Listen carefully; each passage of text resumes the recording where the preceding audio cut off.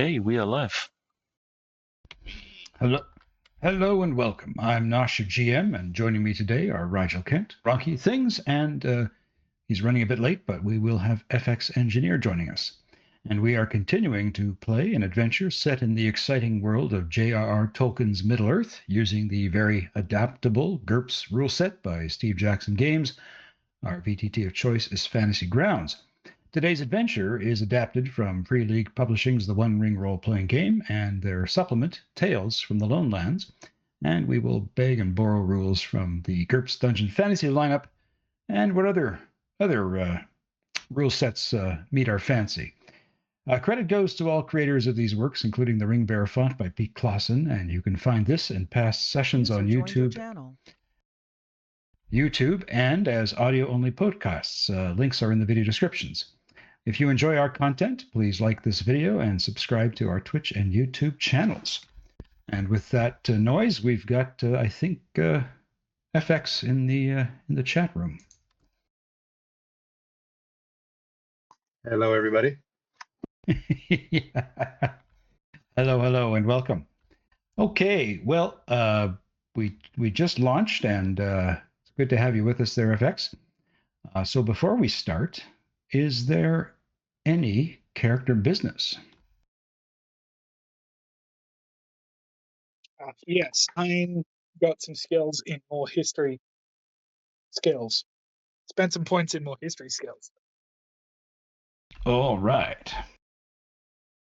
Caladorn, due to the harrowing event with the undead, spent his 5 points and improved his will to 12. Excellent. Which conveniently will also improve his resist shadow. There you go. Okay, how about Hori, son of Nori? At this point, I think I'm saving my points. Okay. And FX, I know you're just getting set up, but did you have any character business you needed to conclude? Yes. So just trying to, basically he got rid of night vision and his backstabbing. I felt it didn't really fit the Hobbit theme, and used those extra points just to raise up a slew of skills, observation, streetwise, escape, that were more Hobbit thief type skills.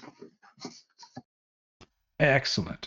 Yeah, after last session, we realized that the Dungeon Fantasy Thief template has night vision, but I don't believe hobbits have actual night vision. So anyway, some changes there. Okay, anything else you want to discuss before I launch into a recap from our previous episode? Nope. All right. Well, we'll press on. So, the PCs ventured from the ruins of the Numenorian fortress and climbed to the summit of Tol Morwen and encountered a shade who advised them to leave or face their doom. And they all chose to face their doom. So you descended into a haunted forest and found Ygre's daughter Elwing hiding, terrified, in a barrow. I can only imagine that that's exactly how you should be if you're hiding in a barrow. And you then found a sword buried to the hilt in the barrow, and when Caladorn took hold of it, an apparition of Tyrandus, a knight of Arthedain, appeared. But here, to recollect memory, is the sword that he pulled out from the barrow.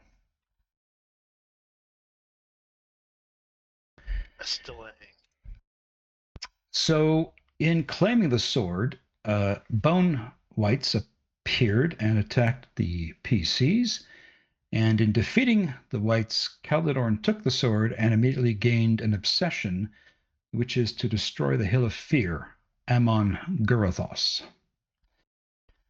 The PCs also found other weapons of Western-esque make. They found some arrows, and they found 2 axes,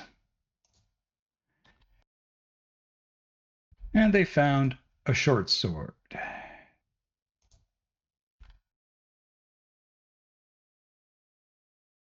And so what we have to do is, well, actually, we also had some money, but I distributed that last time. So now we have to identify these weapons. And in order to do that, we're going to have to have some successful hidden lore on Western-esque crafting rolls. Nope. Don't have that Yep. skill. I will do it hidden, so you can lie when I fuck it up, and it's funny. Okay. So yeah, So how four about you give rolls? us give us 4 rolls. I mean, I kind of identified the sword for Rigel because he needed to kind of know what its abilities could be right off the bat.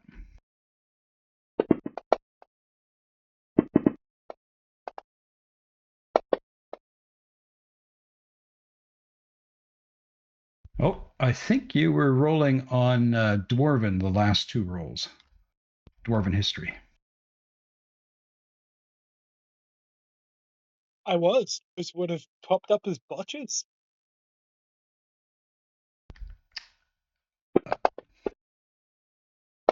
There we go. Okay, there we go. So what you identify, and I'm just going to drop this for you, Nain, so you can read this to everyone. And hopefully you just got that note. Yep. The weapons were likely forged by the Dunedain of Caladorn, during their war against the Witch King of Agamar, some 1600 years ago. Whether these are imbued with enchantment or not, it is difficult to say. Westernese weapons are renowned for their accuracy and ability to pierce enemy armor. That's right. Okay, so that's kind of what your lore tells you in terms of identifying these. So what I'm going to do now is I'm going to drop the actual equipment with the stats properly statted out. I'm going to give the short sword to Tolman. And I'm going to give an axe to Nain and an axe to Hori.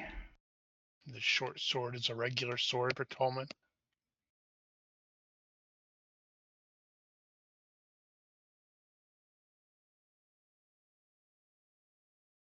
So in effect, basically the short sword and the axes have accuracy of +1 to hit, and they have a penetrating armor divisor of 2. Nice. The arrows, they have +1 to impaling damage, and they have an armor divisor of 2. But those arrows were set aside for the elf. And do you? I think Caladorn, you have the fully statted out sword. Yes. Do you not? Yeah. Do you want to share with everyone what its capabilities are? Done. Okay, well done.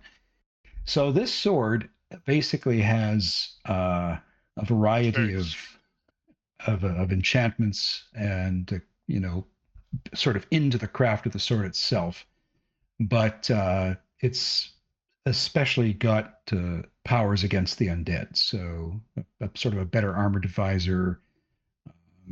It negates injury intolerance and can overcome some of the undead traits that typically beef up an undead creature.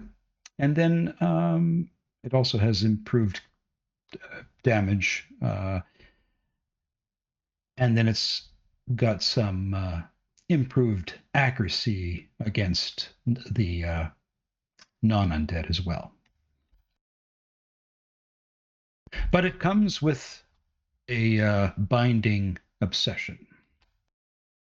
Yep. I need to destroy a hill. Go figure.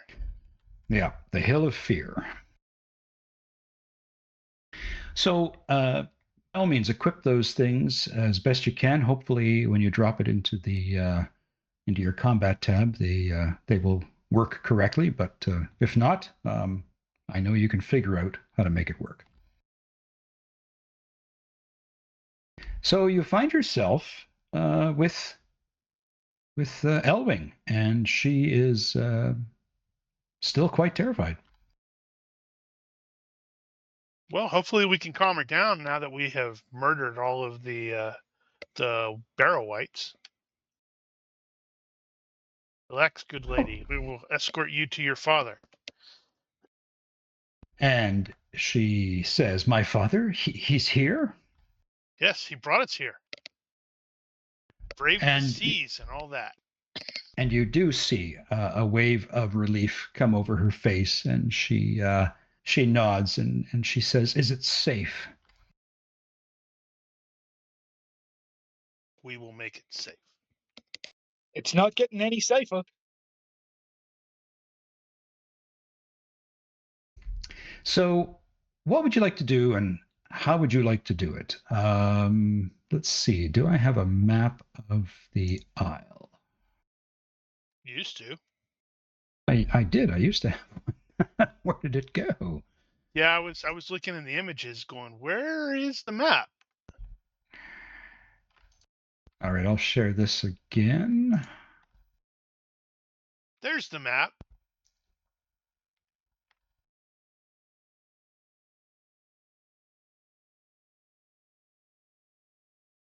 So, do you want to simply go back the way you came? Because I think what happened is you went up a bunch of switchbacks on the other side of the high point of ground, and then you went through the fortress, and kind of, do you want to just backtrack your way there? Well, considering where we're at now that we're seeing the back end of this area, do we see a quicker and easier route to get back? Yeah, I think for the sake of time management, we would say that you could find a trail that you could take back, because that's pretty much how probably Elwing got into the forest, was somewhere in that area that you just highlighted. Yep. So Caladorn will take up the lead as a scout and try to take us back there as quickly as possible. Okay, so we are going to advance the clock and simply have you come into the Lossoth camp, where Egray sees you come through the camp and screams out to his daughter, and she screams out to her dad. And the next thing you know, you're back on the ship, and the Lossoth look at you to say, as if to say, can we go with? Because I think they'd like to get off the island as well. Can they fit in the boat? Oh, I think so. All right. That's well, not really us. We should consult the captain. Yeah, we're going to check with the captain and say, hey, can we drop them off? Take them away? Yeah, and Egray, he's now just so overjoyed that his daughter is safe and unharmed that he's forgotten all his earlier bitterness, and says, yes, I think anything of a good heart and should get off this island as quickly as possible. And you notice, of course, that the weather has remarkably improved. It is no longer looking so overcast and dour.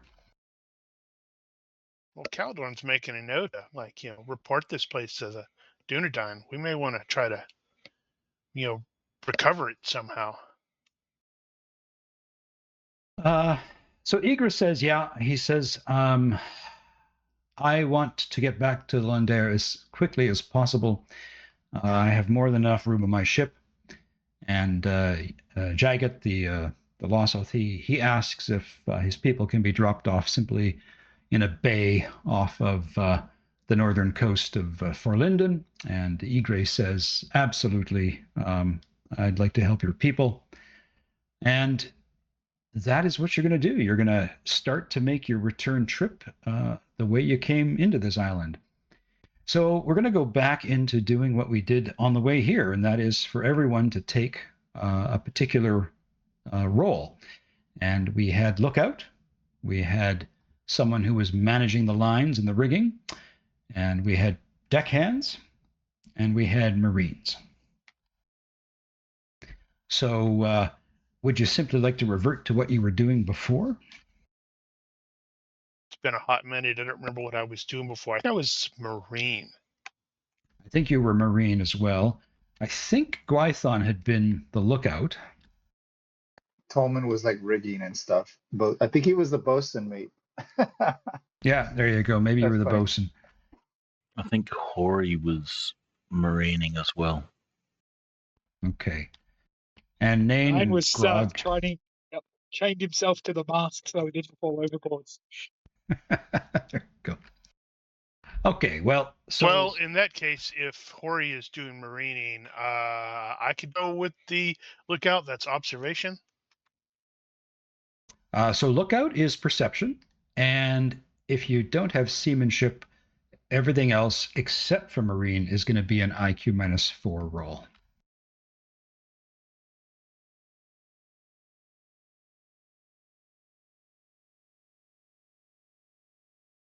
So Wait. just to bring up the map again. How do you get IQ -4 for perception?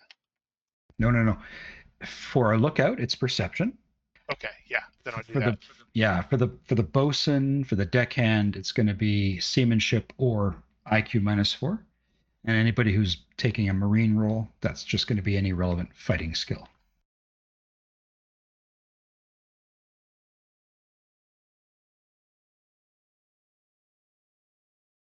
So on the map, technically, Egre is simply going to be, oh, that's not what I wanted.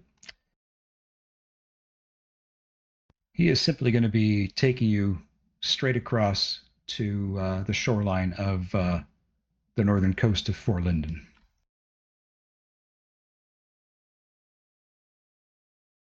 Yeah, something like that, sure.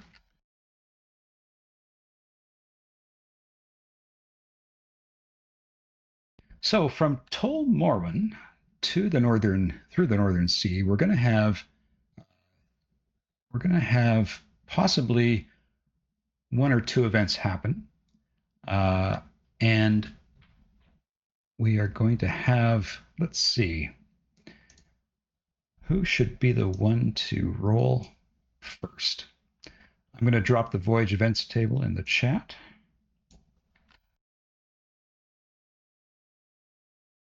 How about if we have Caladorn be the first? And could you make 2 rolls, and we'll take the worst of the 2.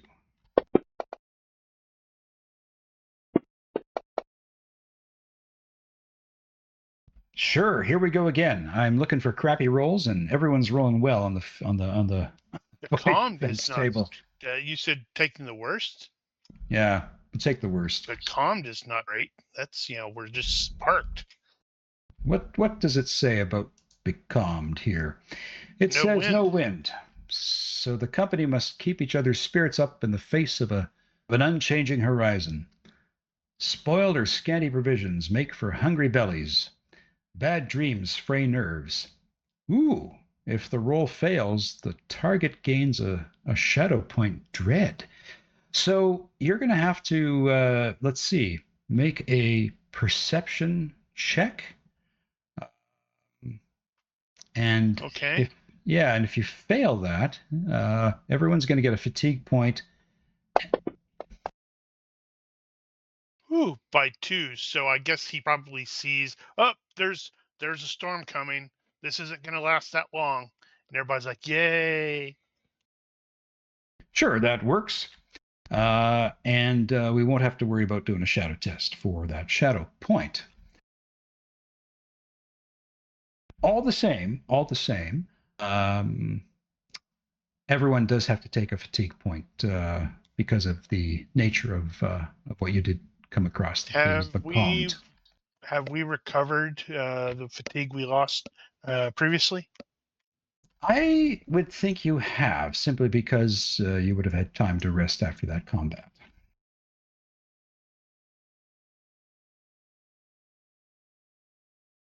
Okay, who would like to roll on that voyage table again?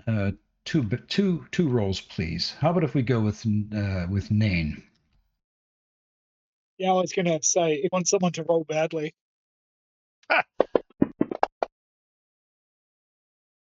Oh, that was almost a 1. Damn it! Damn it. Well, Okay. becalmed again. So becalmed again. Okay, so this time, Nain, you were doing what? Kind of the deckhand thing or the bosun thing? Standing in the middle of the ship, I'd myself off to the mast, freaking out because I'm on water. Okay.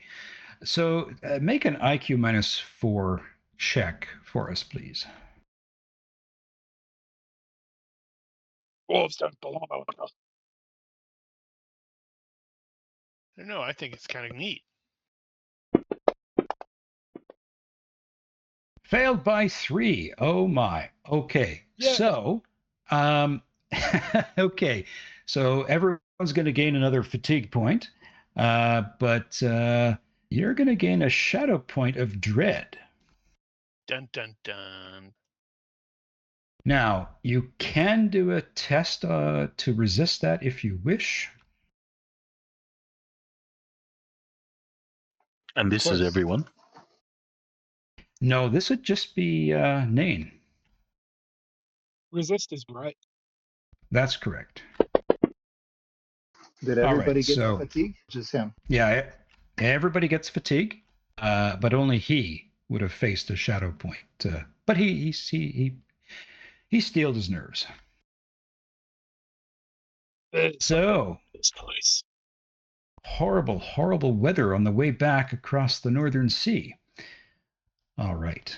Well, I wouldn't say horrible, because you'd think horrible would be like, big old waves and we're like, about to get squished. This is just like, where's the damn wind? So becalmed state, trying to get back to the shoreline. You get to the shoreline and drop the Lossoth off. They're very thankful, and they start to trudge back up north. The next trip is going to be to head down from northern Forlinden down to, I guess, the Gulf of Loon.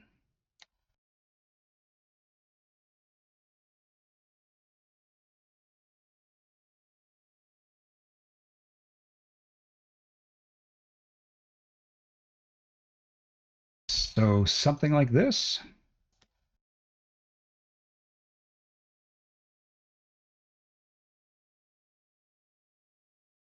And I think that we'll drop Gwython off at the community of Harland. So, who hasn't rolled on the voyage table yet? Hori will go next. Ori and Tolman. Okay. So for this section, let's see. Yeah, it's an unmodified roll, so just the once. Oh, we get becalmed again. Oh well, Wow. we're being consistent. Okay, so Hori, were you acting as a Marine?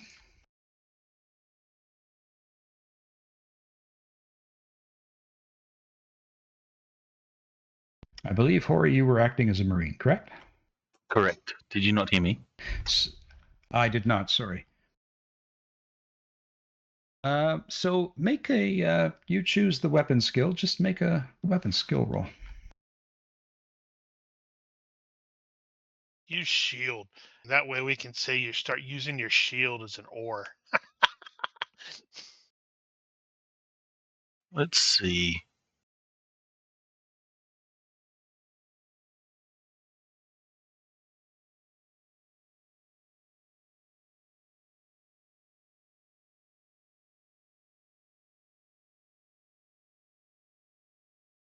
Unfortunately, oh no, we'll do this.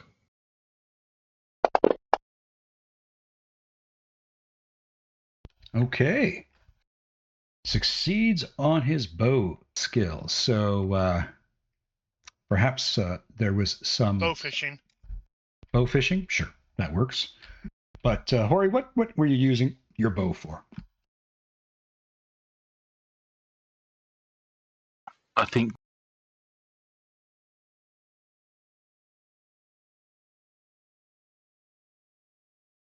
there was some. No, I think you're cutting out.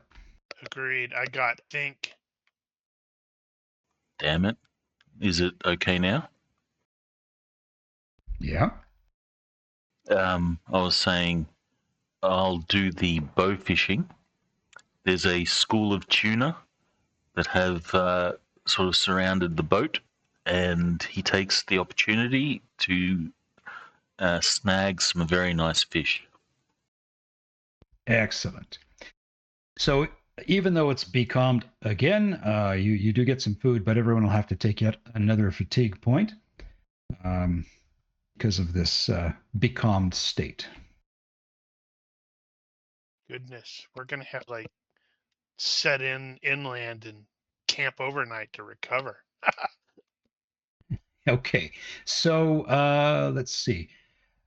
Okay, Tolman, can you roll just one roll on that journey table, please? Sure. Oh, Here wait. This comes should the probably calm be- again. On the dream table. Sorry, I'll just drop it again, just on that Voyage events table. If you could just roll once. Oh, I have that one up. I thought you said dream table. This should probably be long-term fatigue instead of normal fatigue.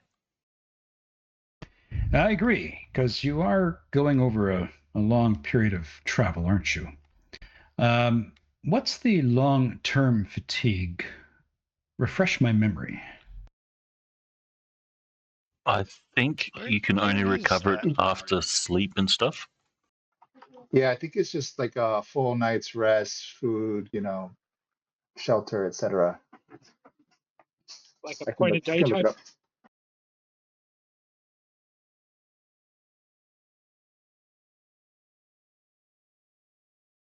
Well, yeah, I mean, yeah, it makes sense to me.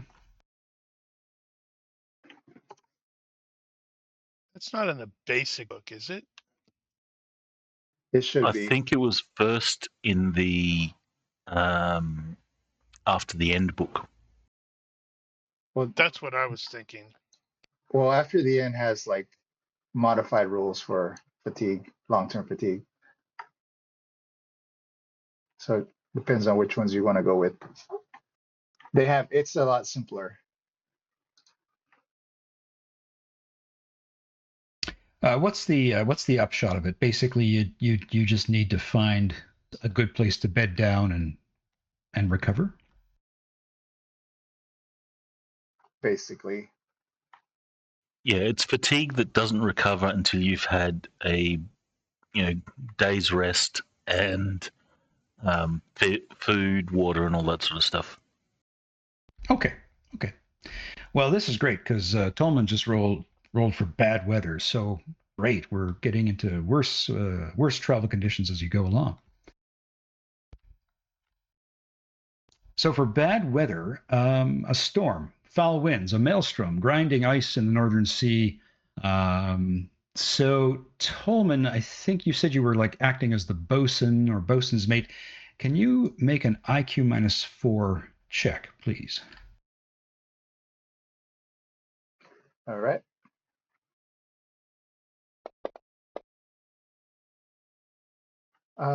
Fail by 1. No. Holy crap.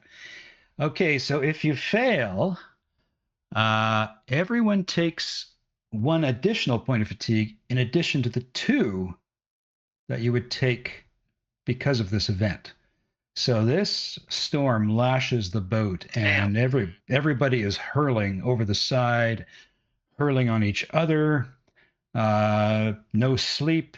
You are just feeling wasted. So 3 fatigue points. Well, what was the IQ roll for? Is there, because maybe I have some skills or abilities that will help. No, it was you're either rolling versus seamanship or IQ -4.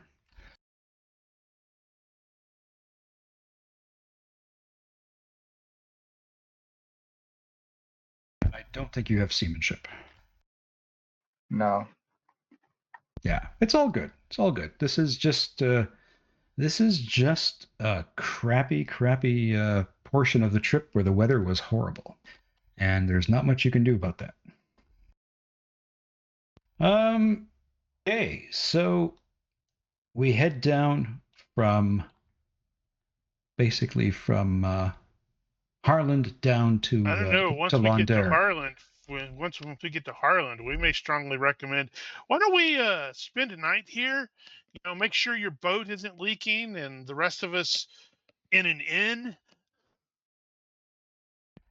How bad are you all doing for fatigue? Pretty bad. Yeah, Like not too good. like exhausted, hey? Yeah, we're Like halfway down. yeah. If we're not at halfway, we're pretty darn close. Okay. Somebody do an influence roll on Egre because he really wants to get back home.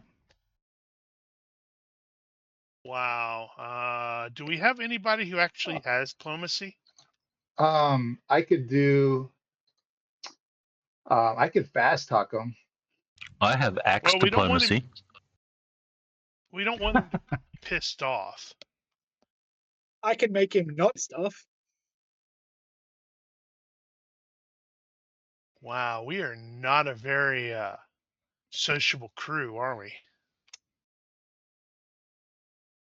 I think Fast talk Nain works. had I Yeah. think Nain had done some musical influence while I think Hori had intimidated. So yeah, you could go and try this with the fast talk.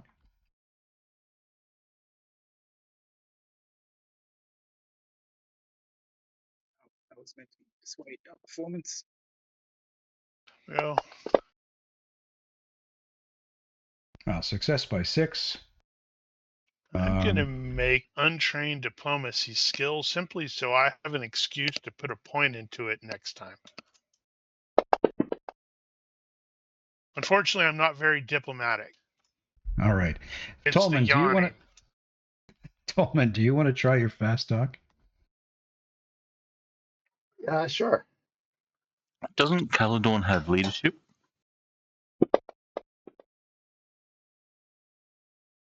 Fast I don't know talk. what's. Oh, wrong one. I don't know Sorry.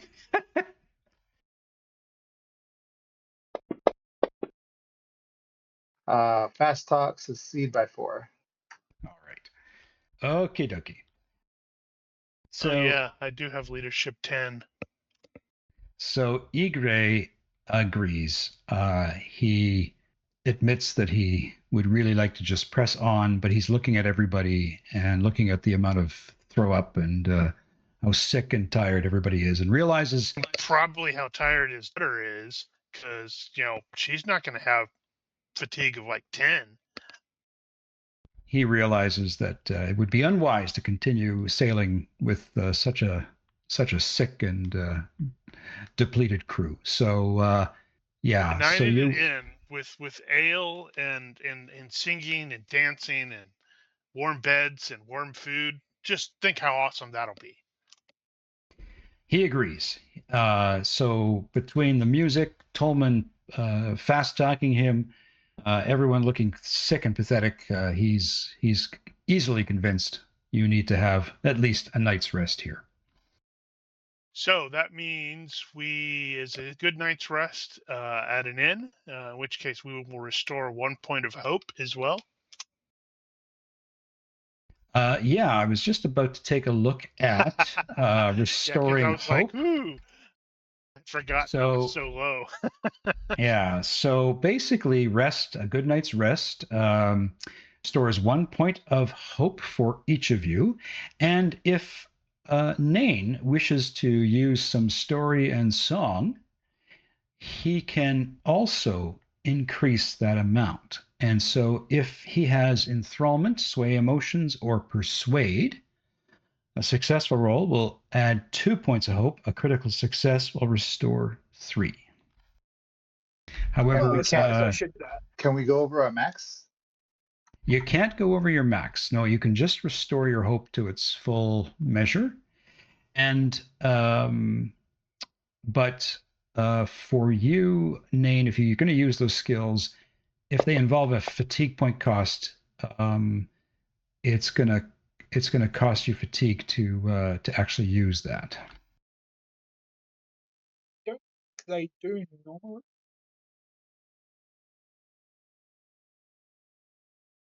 Okay, so he got a success, so everyone gets 3 hope points restored. Total of 3? Yes, Total sorry, of they 3. do have it does have a fatigue cost of 4. Yeah, I don't think that fatigue is anything too great, is it? Luckily, It's 4 points. Yeah, but luckily you're gonna be like sleeping here tonight and recovering it. Yeah. Yeah, I think you'll be fully rested and fresh in the morning. So let's do that. You stay at an inn, and in fact, the music is so entertaining, even though the elves are somewhat put off that it's a dwarf who's being so damn entertaining. But what is the cost for staying in a hotel?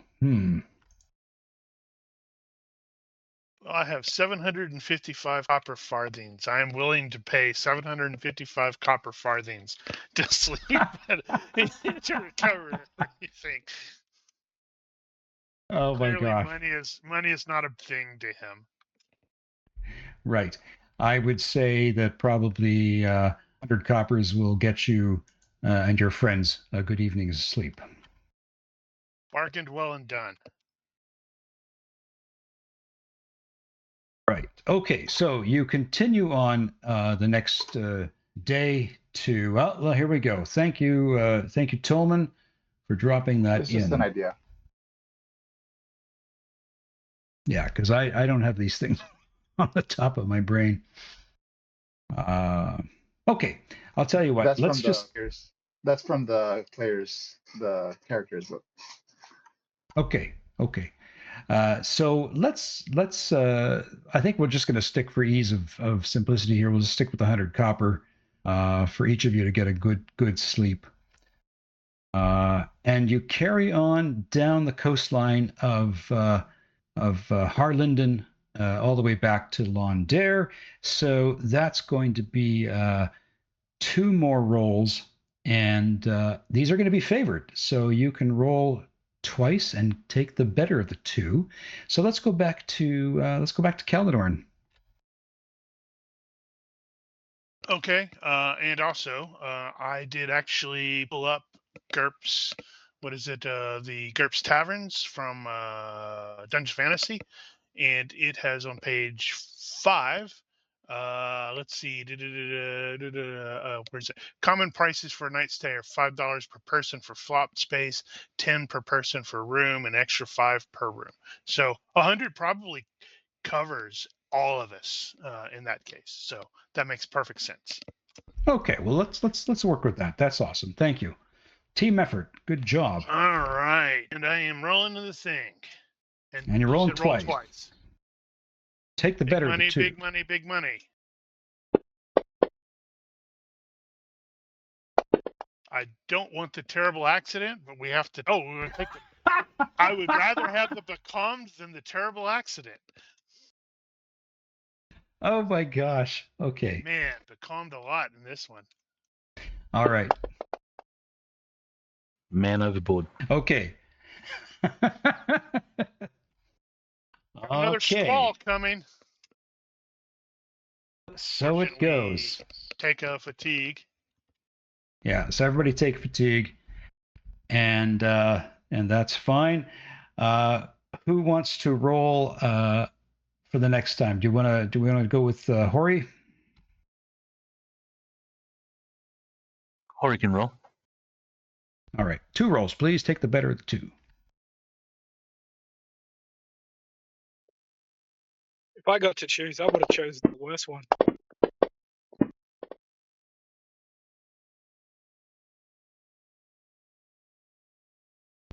Joyful The better sight. 2. Joyful sight.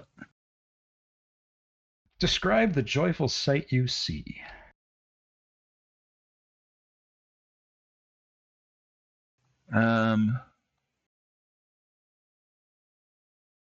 I know. Actually, are mermaids a thing in Middle Earth? I'm not sure. I've never ever heard them referenced. Well, let's just say there's a bunch He of mermaids on the rocks. He thinks they're mermaids. Very sexy women. And Sounds like a drink. they don't kill us. Okay, all right, that's awesome.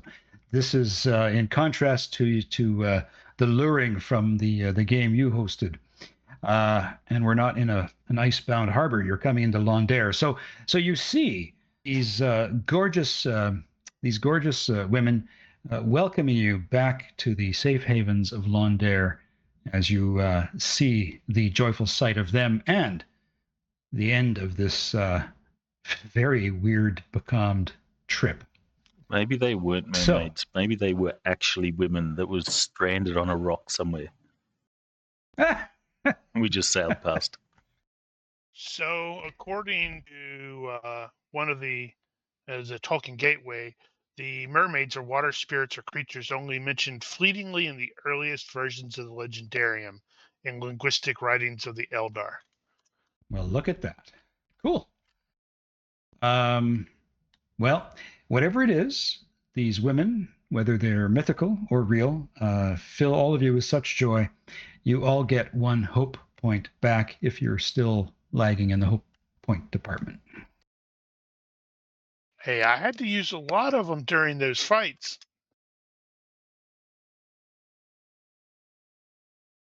Okay, so you are now back in Lon Daer, and I'll ping that for you on the map. Just at the very bottom edge.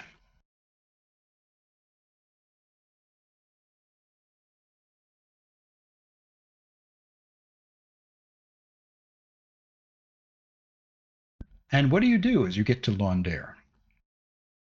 Well, we have to report to the Queen that we have successfully completed our mission. All right. Well, you make your way to her court, and she is much relieved and happy to see you. And she says, "Please tell me, what did you experience, and how is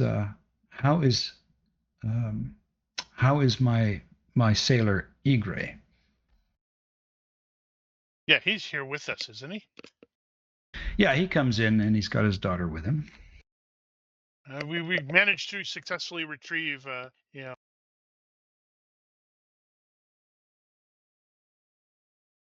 I think you cut out there, Roger. Okay, test. Yep, can hear you now. That's super weird. Right, so we managed to successfully rescue Master Ygre's daughter Elwing and visited the Island of Darkness, or Tol Morwen, where we fought whites. So she is her face kind of like pales at the mention of whites, and you hear Aeglian gasp very, very sharply. And so Queen Nimue says, "You have walked in shadowed places where few dared to tread, and yet you did not falter. You brought forth light again and returned Elwing to us. You have our gratitude. I am not as wise as Gandalf, but I beg you to seek out his counsel now. The shadow you have disturbed may yet stir again. Rest now, brave ones. Let the weight of your journey fall from your shoulders, if only for a moment." And at this, Aeglian will come forward. And he says, He has the crazy eyes. Yes, and so he's even more disturbed. And he says, "All of my life, the stars have mocked me, my visions proving false. Yet now what I foresaw has come to pass. To be right at last does not bring me pride. It shakes me to my core, for truth is a heavier burden than failure ever was."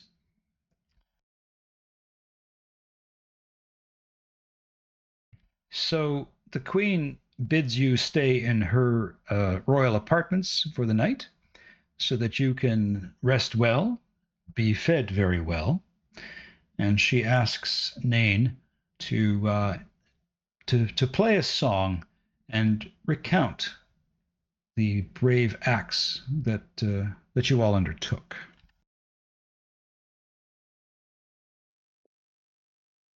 Nain bangs his drum and blows his horn, while Grog plays his oud in accompaniment. There is no dictation of events. Okay, so That's weird. Brave Sir Robin ran away. there we go. All right, you bang your drum, and she's. I'm not going to have you roll entertainment. Well, maybe I should. What if you critically fail? Oh yeah, that's it. I mean, everybody gets a good night's sleep, but you're kicked out of the royal apartments. First thing in the morning. Fuck off.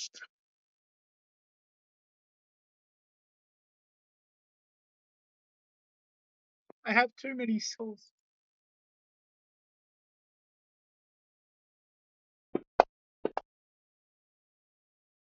Oh, very well. Aw. Very well. Okay, so Maybe he you. does that while Caladorn is giving the just the facts, ma'am, recital. So it sounds much cooler. Awesome.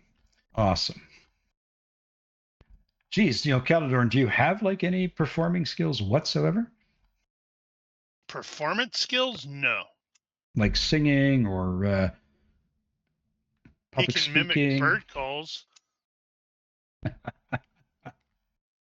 But I Nain could will make provide. default public speaking. Maybe pick it up later. I think this is worth a shot. Okay, let's see how my dice are gonna screw me over here. But Wow, not bad. hey, Only by 2.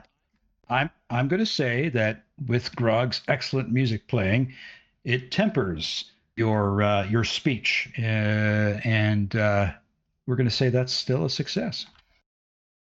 It's Grog's, but not Nain's. Wahahaha. Nain All will right. provide a written account of everything. Okay, well that she very much would like to have for her records. So, remind me, Nain, do you have a pony here? Yeah, the pony would be here somewhere. All right, so you all fall asleep, and as you drift off into deep sleep, each of you has a dream. Uh-oh.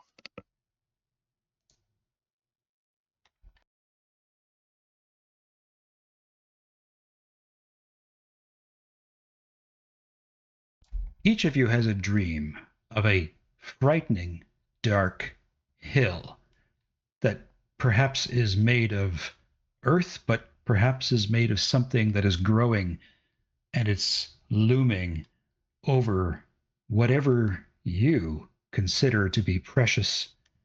Maybe it's your home, maybe it's where your loved ones are, but you all have this horrifying dream of this hill looming. Not my book.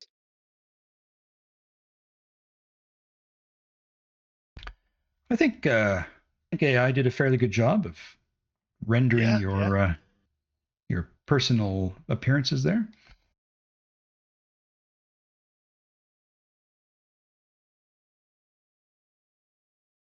So you wake up a little tired, unsettled by this dream. What do you all say to each other? Not a thing. I'm waiting to talk to Gandalf. Okay. Does anybody choose to mention the dream, or do you all keep that to yourselves? Maybe I should say, what is your reaction to the dream? What a weird dream I had last night. I also was plagued by strange dreams. It was horrible. Why do we keep sharing the same weird dreams?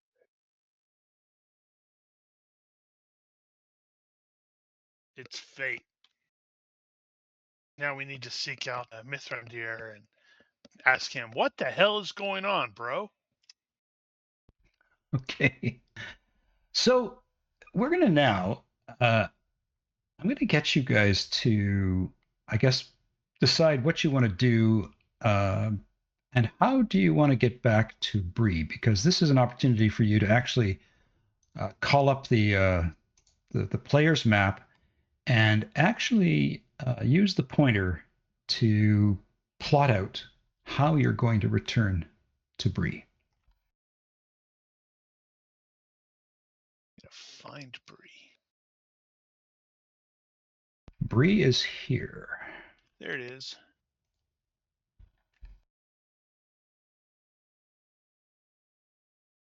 What is up with Tharbad? Can we take a boat up to Tharbad and then go north along the road? I suspect that there are vessels going up the Grey Flood up to Tharbad.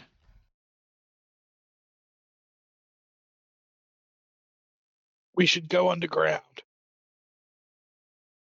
There's no way to go underground. Or did you say on the ground? Under.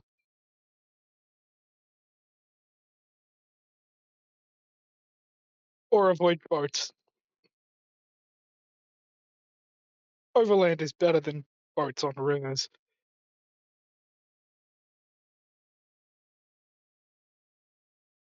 Yeah, I'm totally fine with, hiking because, well, he is a ranger and all. I seem to remember there was something about Tharbad, like it was in a bad state or something. Well, Yeah. I, for one, have had enough of the water. I'm good to walk there.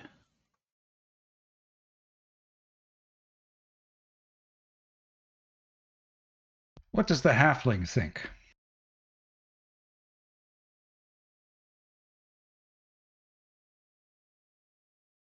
Oh, maybe the halfling's away, doing halfling things.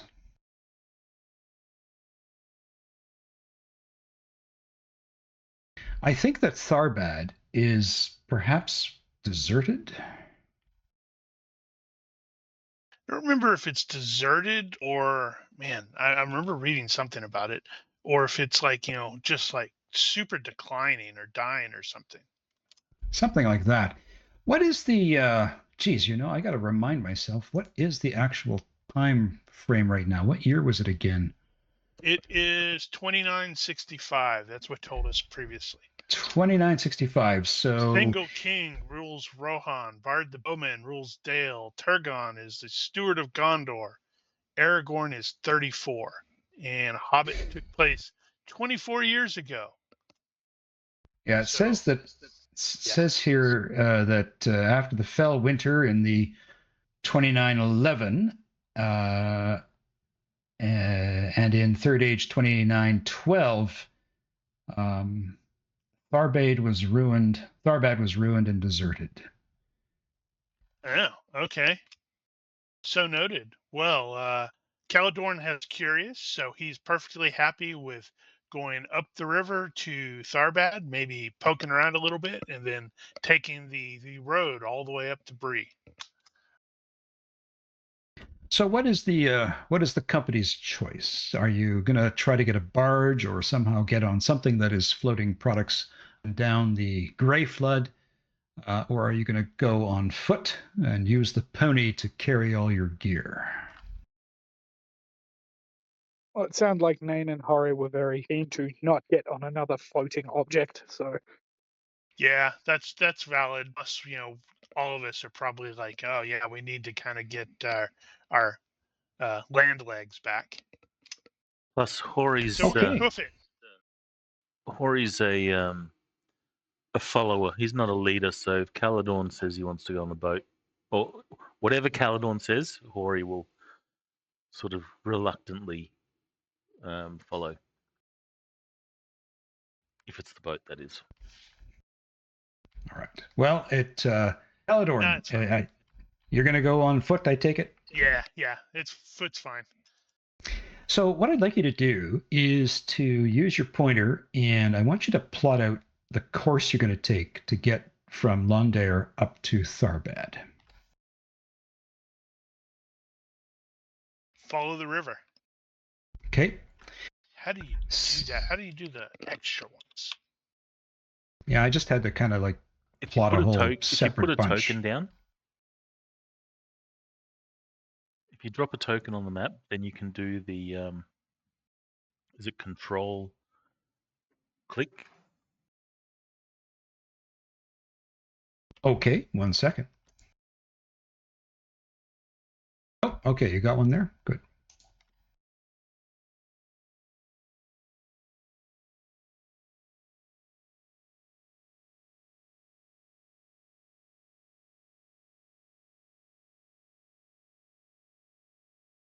I hadn't thought of that.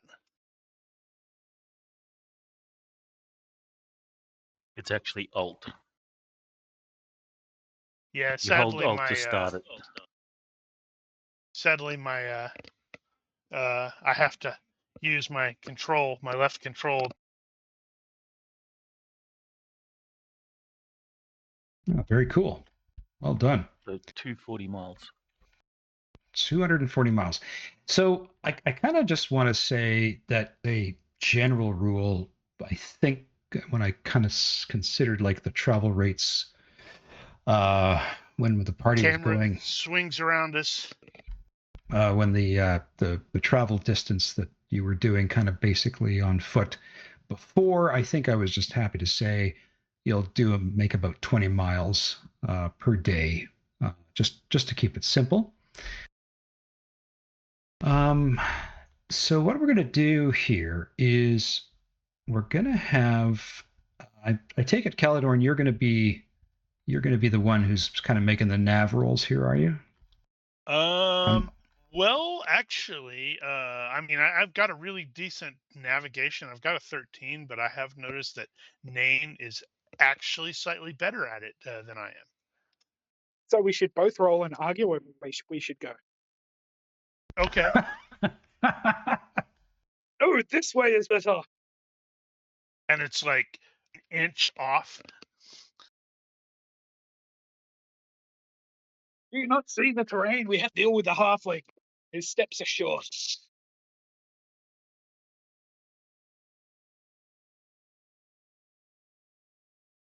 All right, so Tolman's back. So Crit Tolman, fail. in your absence, the group has decided to go on foot from Lond Daer up to Tharbad. Naturalist? Yes. No. We want navigation. It's still a fail. Use the roll. The navigation's one higher. So Caladorn, you succeed by 1, and what you're saying, Nain, is your skill in navigation would have been a failure. Failure by 1. 50, but oh well. So Caladorn has realized, no, that was wrong. It was an outlier. So translation, I need to ignore everything Nain says about navigation land. No, you're wrong. We should go that. Right. The land is much you clearer. Go that way. You go that way. We'll go this way. Nain goes that way. Okay, so and that's the last we ever see of him or Grog. Okay, so basically, because you failed on the nav, there's going to be an event that's going to happen at your 60-mile marker. So everybody again gets to choose a role here. So someone's going to be the guide, so that could be Caladorn, but it could also be Nain. Yep. Somebody needs to be a hunter, somebody needs to be a lookout, and somebody needs to be a scout. So what roles would you like to take? And you can double up the roles if you want. I think in this case we will have Nain be the navigator for this first leg, and that's why we screwed it up. And Caladorn will be the scout.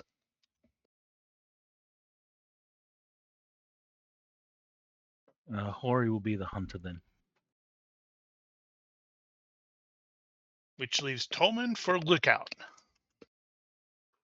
which Okay. is amusing considering his height. He's finding high ground. He's riding Okay. a donkey. So at the 60-mile marker, what we're going to have is who failed that roll? Well, I guess it was Nain. It was Nain. So Nain, going to put a event target table in the chat.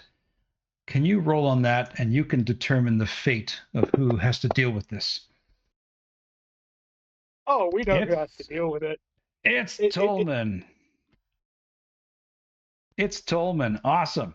So Tolman, let's see here. Yeah. So Tolman, an event has happened at the 60-mile marker. And what is the event that has happened? Oh, I forgot to have you roll on the journey table there, Nain. So just 1 second. Here's to hoping it's orcs. We haven't run into enough orc yet. 1 second.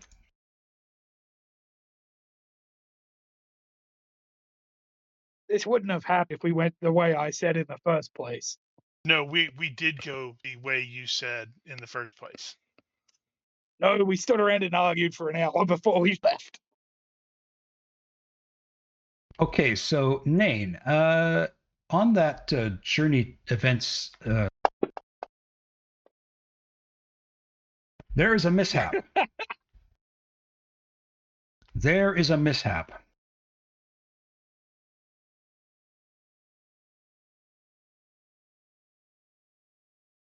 Now, I just have to... Interesting. I have to check one more thing.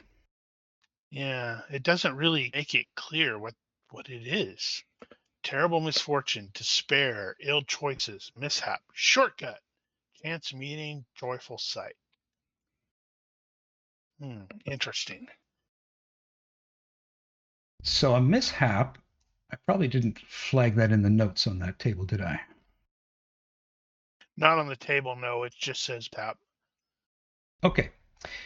So a mishap is, let's see, it says you're going to add 1 day to the length of the journey overall, and the target, in this case, it'll be Tolman, would gain an additional fatigue on top of the 2 that everybody's going to have to take. So, Great.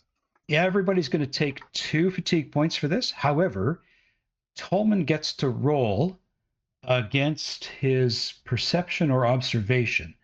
And if he fails it, he's going to gain 1 more additional fatigue point for like 3 overall. So, what is Did we the... recover?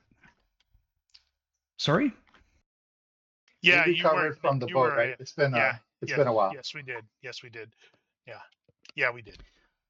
Oh, one more thing. This event took place in what's considered to be a... what is it considered here? It's considered Darklands. All right, so you succeed by 5. So because it's in a Darkland, actually, I'm gonna have Nain roll 1 more time on that table, and we're gonna take the worst of the 2. Okay, cool beans. We're gonna stick with the mishap. So, Tolman, Do we have those described? What a Darkland is. A Darkland, no. It in ToR, in the rules, a Darkland would be like, let's see, what does it say exactly? Don't know. Yeah, I'd have to look it up. I think what it is like they break it down into like Borderlands, which are color coded green, so it's probably safer. Wildlands, which are kind of yellowish, not so safe, and Darklands, which are like there be creatures here. This is into the wild. Yeah, so Tolman, what is the mishap that happens? Because in the rules it says, mishap could be, let's see. Yeah, some adversity has caused the company to slow its pace or to stop altogether and caused the target to suffer more from the effects of fatigue. Could be anything from not having brought the correct traveling gear or enough provisions or having to hunt or fish or having to choose a longer and more difficult itinerary. But I'll leave it to you to describe what the mishap was.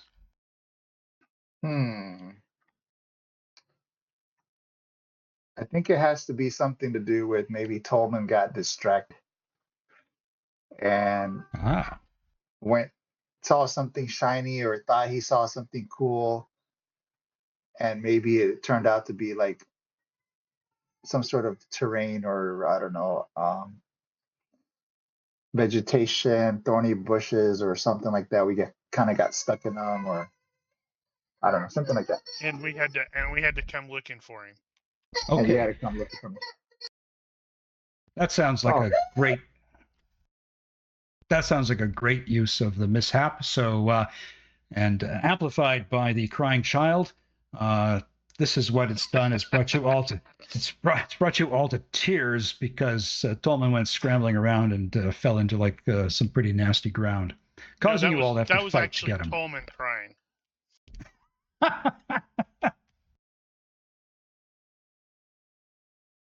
Okay, so you get to that marker, and that's great.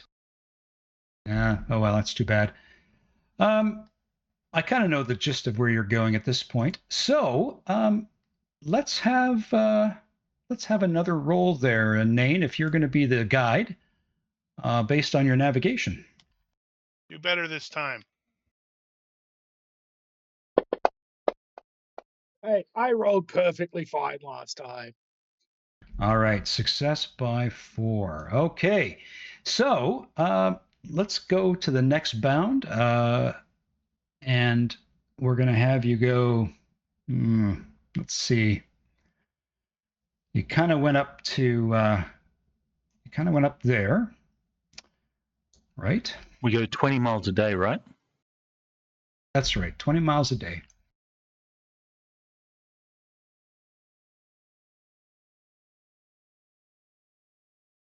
That's actually roughly 1 hex. That is roughly 1 hex, that's true.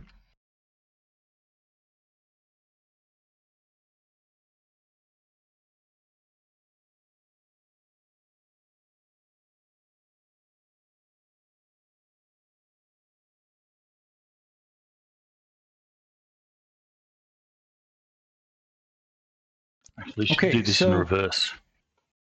That way you can delete one. Yeah.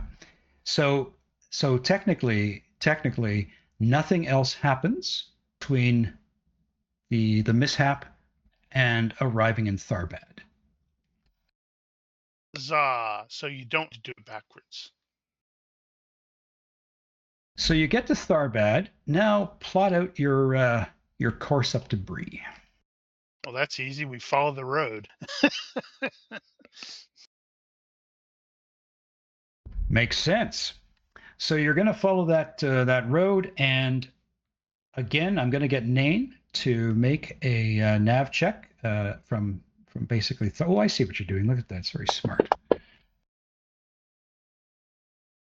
Wow. Wow. We shouldn't follow the road. We should take the shot. Excellent. So with a critical success, you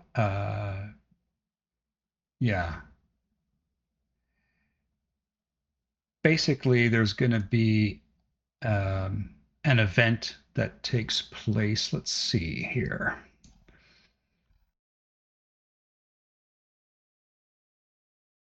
Need to be near the Barrow Downs. So it takes place here at the crossroads.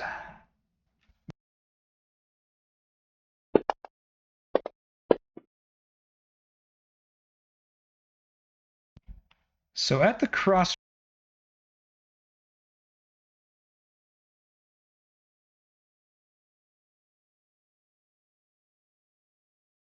let's see. The crossroads is considered wild land. So yeah, you made a roll. We got to have you make a journey events roll first. Make the hunter do that, and he's the one. Too late. Okay, so what did you roll there? A shortcut. Ah. He wants us to go through the bowdowns. So a successful roll allowed the company to progress faster.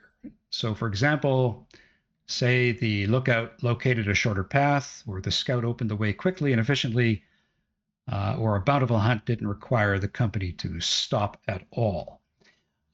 So with a shortcut, who was the one that had to make the roll? You targeted who Hunter. first? Hunter. It was a hunter, so it's Hori. So Hori, can you make a roll?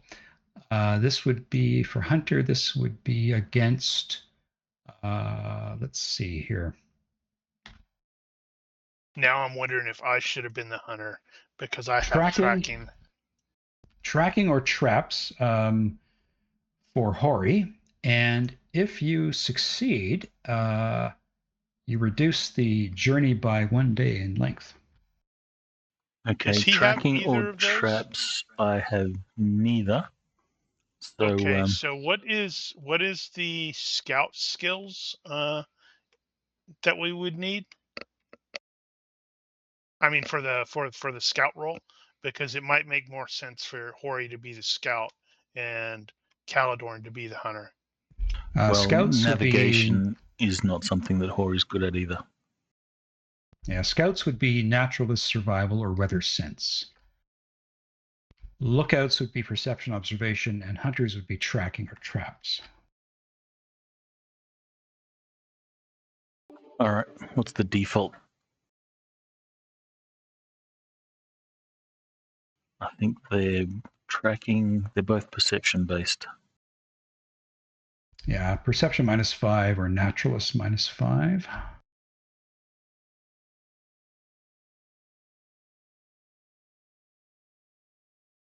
Man, I should have fired him and taken the job myself.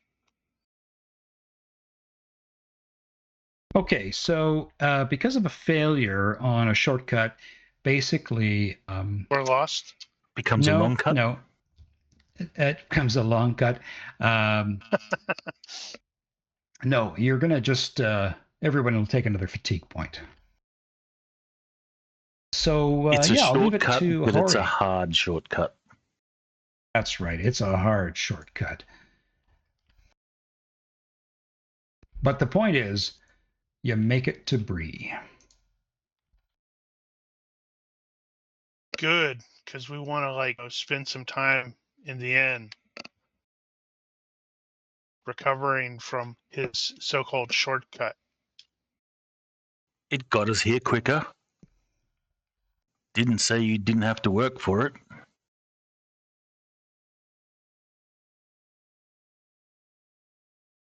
So you get to Bree, and let's say it's kind of getting to be sort of later in the evening, and the very comfortable view of the prancing pony greets your eyes. That is a joyful sight in and of itself. Very true. So you, small... yeah. What are you guys going to do when you get into the prancing pony? Have ale, get room, eat food. Bang Drink some drum. wine and smoke some tobacco. Eat, Smoke some tobacco. Look Eat, around to see drink, if Gandalf's here. Eat, drink, sleep. All right. Awesome. And see if there's anything that I can acquire. Okay. Well, as is the nature, the Prancing Pony is full of patrons drinking and eating, and games are being played, and dice are being rolled. And a bath. Need a bath.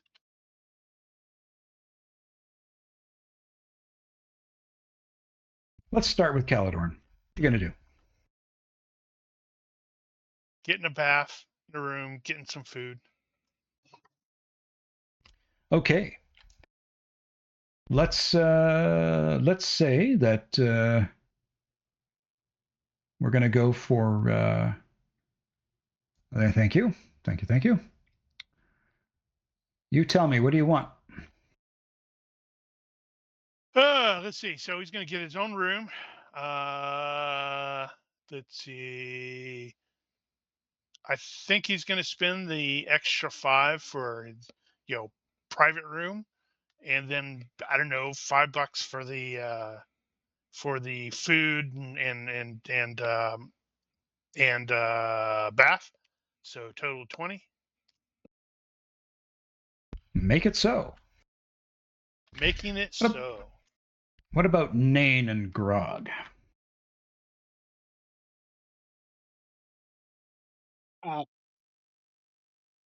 Probably play some music and write some stories. By stories, mostly just like it's more like notation, documentation of the journey, the things we saw, the nice ones that Tolman got himself trapped in. Yeah, don't forget those.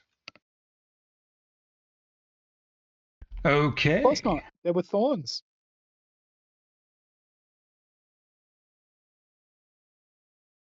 Do you want to try to entertain people, or are you going to just hanging out, doing Grog, doing your own thing? Mostly just me and Grog doing my own thing. Some people are probably amused. But yeah. Okay. What about Tolman? Well, he's looking around. Did anybody like leave valuables, just out in the open? Oh, there's He can, plenty of people that are got their eye on their game and not on perhaps their money purse or perhaps something that they've simply left on the table. well, if he sees anything shiny, he just can't help himself. He's just gonna go make sure that it's put away properly in his pockets. Okay. So I'm going to jump over to Dungeon Fantasy Dungeons, where it talks about working the crowd. And you can go on a spree with pickpocket. Success nets you $5 times the margin of success. Critical success means $50 times the margin. Any failure means a beating. And critical failure indicates swift justice in the form of a broken hand. Do you want to take your chances? Nobody's gonna hurt an innocent little hobbit if he does get caught. All right, let's have that pickpocket roll. Remember, you can use hope points if you want to boost your chances.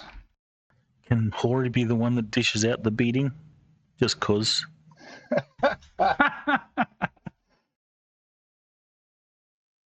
it, hobbits. I'm trying to figure out. All right, so I get a +3 for high manual dexterity if it's a dexterity based activity. Yeah, I don't know if that's already built into your pickpocket skill, but you go for it.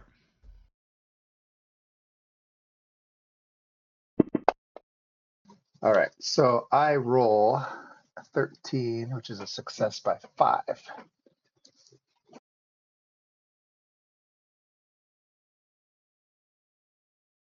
All right. So if you did success by 5, you net $5 times your margin of success. So I'll leave it to you to decide whether that's like a bauble, a little jewel, a precious stone.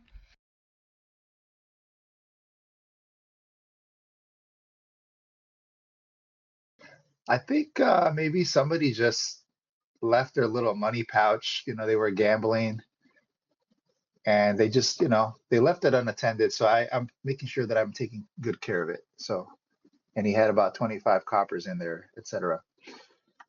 And he just started a fight. Interesting.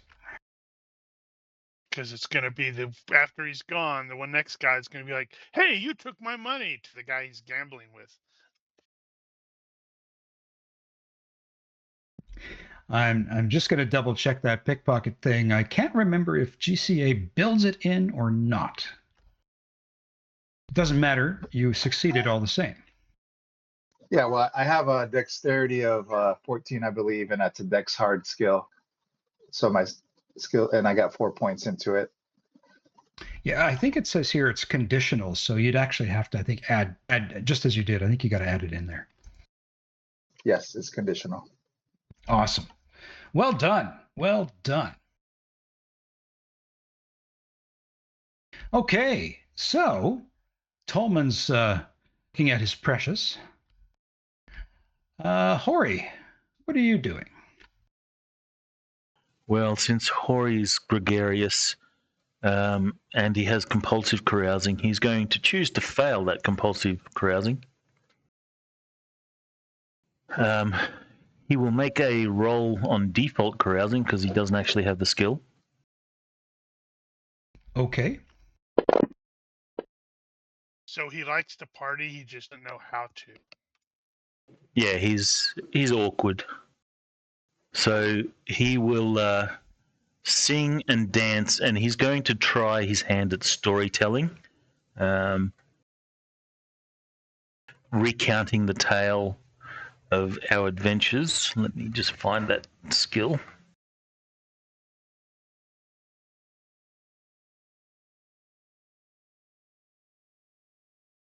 Is storytelling an actual skill? I thought it was. Public speaking, storytelling, I think it is. Yeah, that's right.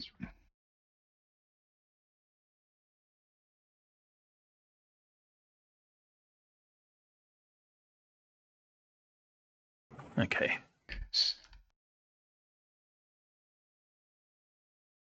So what is the end result of what you're hoping to achieve here? Trying to be awesome. Whoa. Okay. So Hori, you rolled public speaking and failed by 2. So I failed my carousing and I failed my public speaking. It is a terrible story, but Hori doesn't care. And if anyone, let me see. Does he have bad temper?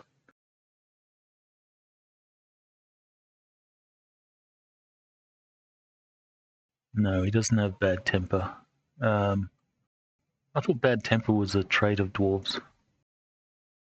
Maybe not. Well, I'd say it depends on the setting.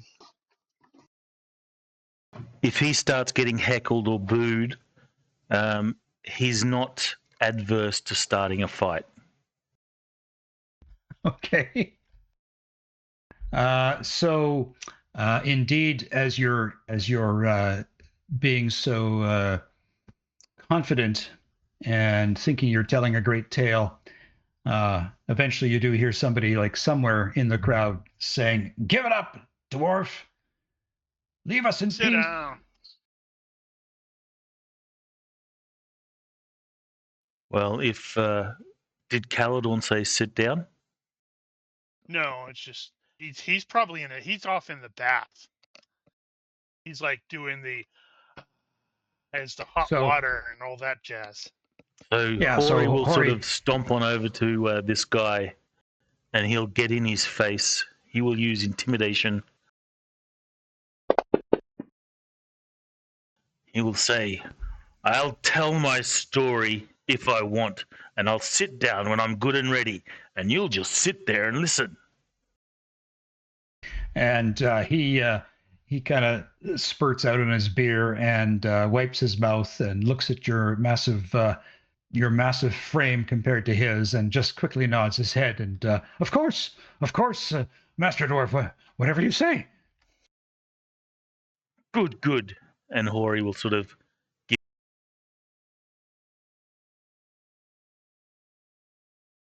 Oh, we lost you there. Hori will sort of. Reminds me of the. Sorry. Hori will give him a tap on the cheek, and then step away and go back to recounting his tale. Okay. I'm kind of wondering about his tail now. And as you do so, you see other people just kind of casting their eyes down, but there is actually, one very drunk woman from Bree who's there, and she's standing up and she's cheering and clapping you on and swaying her hips a bit. Well, since she's the only one that's really getting into it, when Hori's done, he's going to sit himself down next to her and just chat. Okay. And she will want to know where you're coming from and what brings you to Bree, and you're pretty cute for a dwarf, and that sort of small talk. Well, Hori will gladly retell all those tales, and hopefully come off as a big damn hero. In and if her one eyes, thing leads to another, Hori's not adverse to. This one's a hobbit, right? no, this is a human. So weird. Maybe not. Damn humans. She's listening to you and looking into your eyes, and then she's motioning with her eyes to her empty ale mug.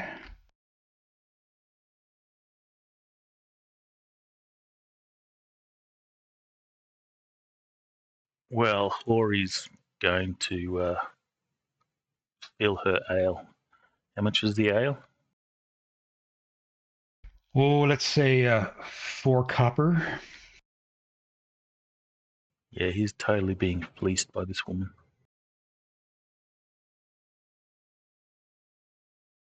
Okay, so Tolman, you got a shiny.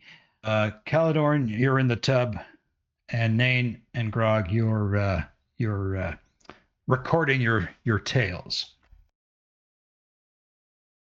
Are we actually going to get to hear this tale, Nain? The tale of the march from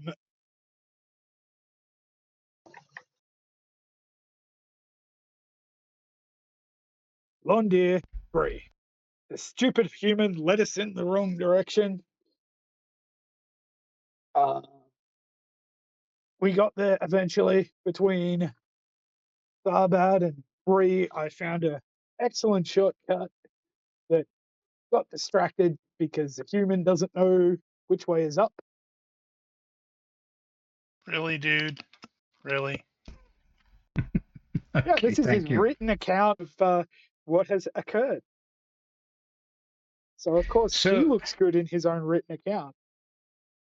I will leave it to your discretions, those of you who aren't just going to go to bed right away, to take down whatever money you want for buying food and drink. We'll keep that simple. I don't want to go into the weeds of that. And the evening passes, and Hori, do a universe reaction roll. Let's see if you wake up and you're alone. On a good or better, you're alone. On a neutral or worse, You're in not the alone. stables. I really hope he rolls really bad and ends up with no pants. In the stable.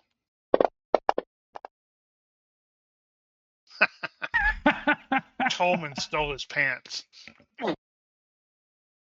Okay.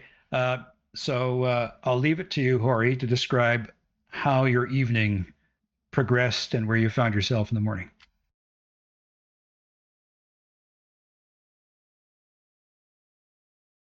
All right, well, Hori will find himself in the stables, except he is entirely naked. He doesn't quite remember how he got here, but he's entirely naked and his money is gone. Oh, no. I shall remove his coin.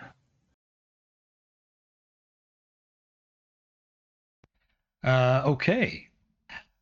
So I'm now going to turn to the others and explain to me how your morning starts and what do you do. So let's start with Tolman.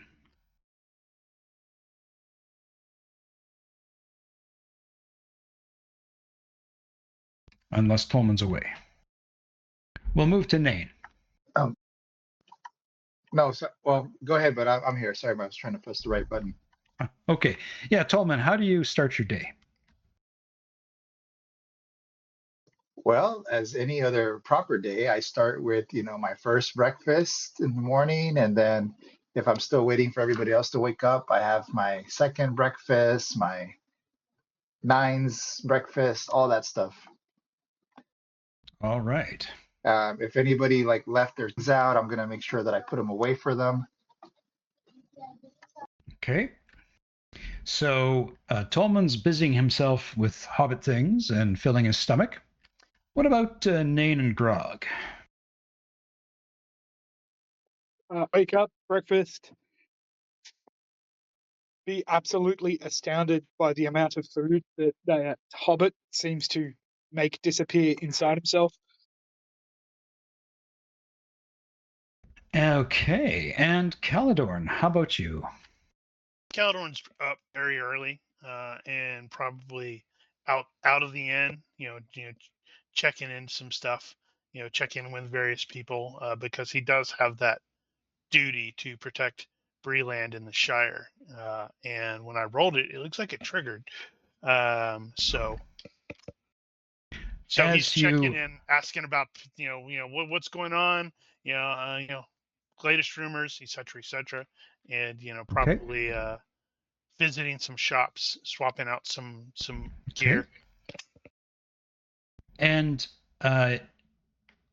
as you are leaving the inn, you can kind of hear the horses neighing and sounding a little disturbed. That's fine. They have stable boys for that. Oh, wait, hold on. I should probably double check something.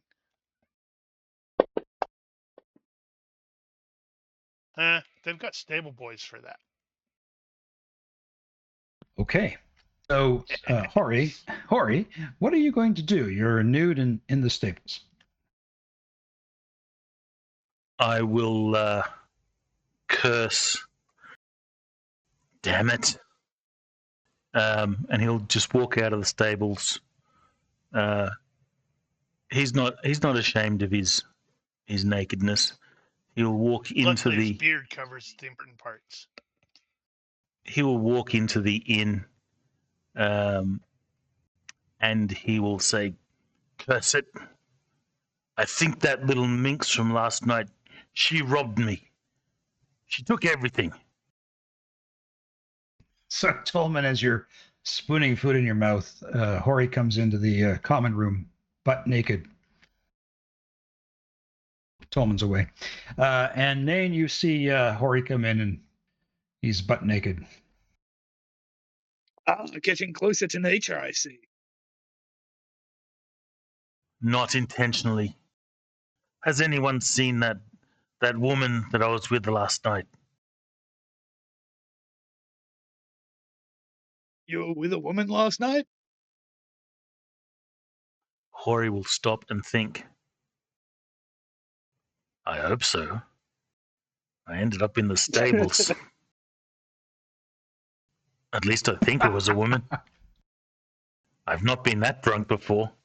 Either way, all my money and all my clothes are gone. Maybe ask Tolman.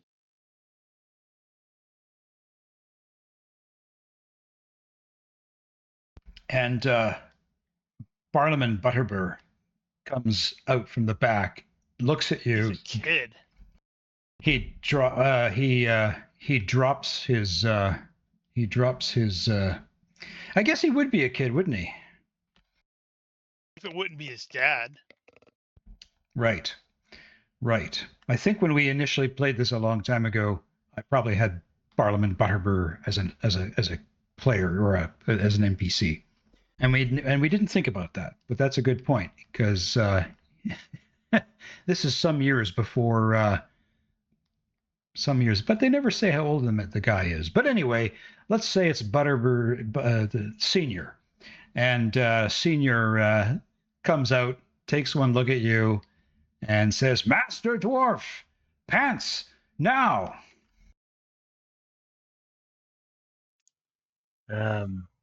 Hori will go, huh. All right.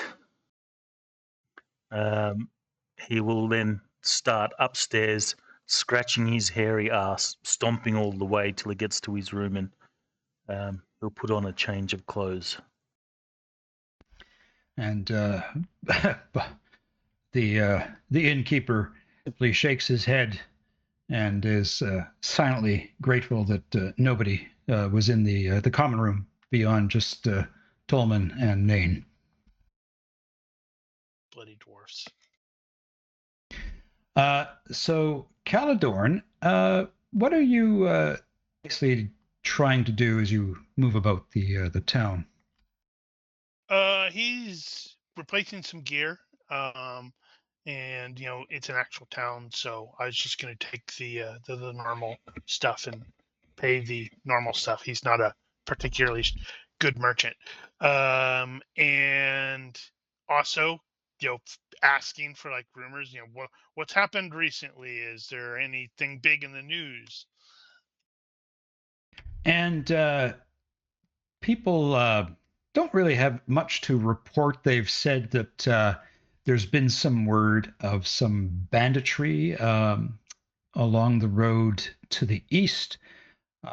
There's been some talk that perhaps some Southerners have been poking about, and some Dunlanders that have been looking rather sketchy, hanging about in Stattle and Combe and Bree.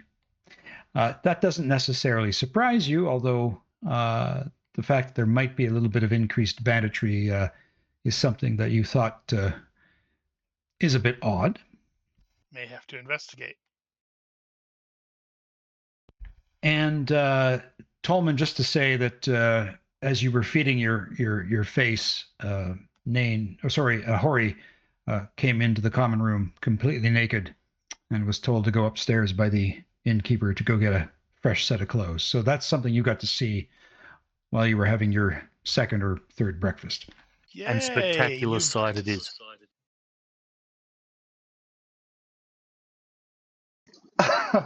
Do I lose a hope point for that, or do I gain what's the other one called? You gain a dread point. A dread point. Yeah, no, but it certainly made you look at your fresh buns differently. Gain some shadow point from that. So Damn, I didn't take artist drawing, so I can't give him a sketch his own answer. Small mercies, eh? So basically, yeah, Caladorn, that's what you hear. And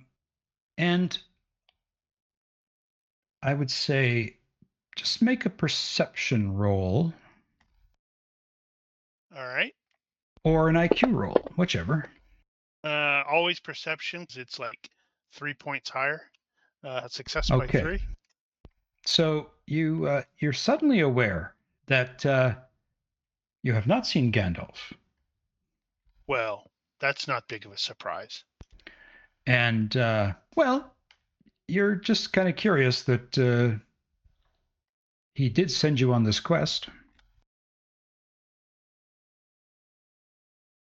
I'll have to remember to ask the innkeeper the Grey Pilgrim left last time. So, Hori, you find a fresh set of clothes, and Caladorn, you come back to the Prancing Pony, and Tolman has a stunned look on his face, I think. I'll leave it to Tolman to describe that. And Nain.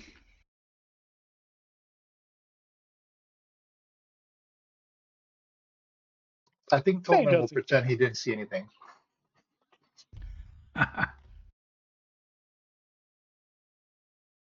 So, are we heading for that creepy hill we saw in our dreams?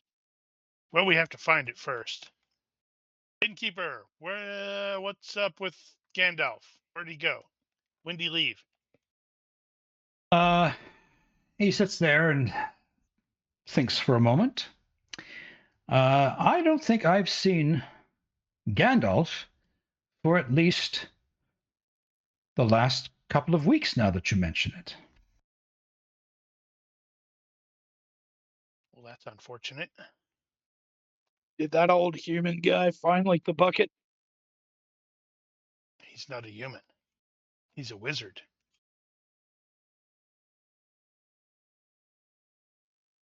And Hori, you come downstairs, freshly dressed. The innkeeper smiles at you and nods. Much improved, Master Dwarf. Much improved. Why are you wearing those old ratty clothes? What happened to your good ones? I'd rather not talk about it. But if you ever see that woman that I was with last night, I believe she robbed me.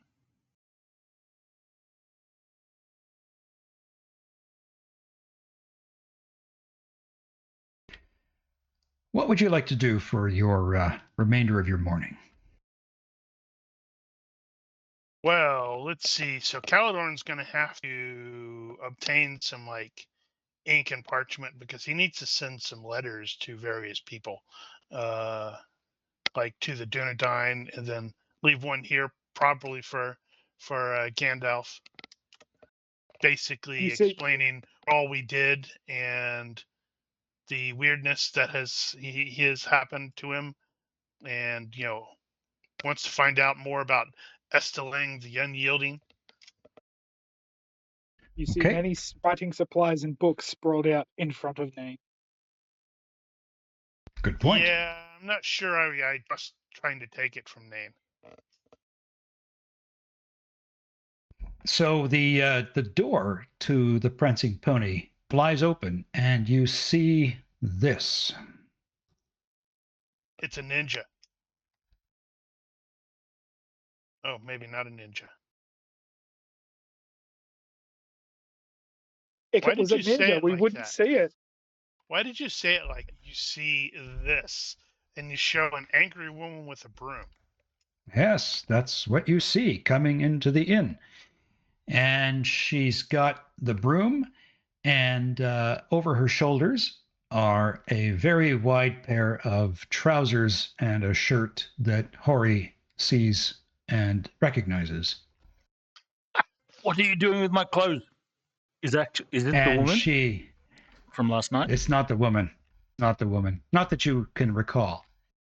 And she looks at you all and she says, "You there."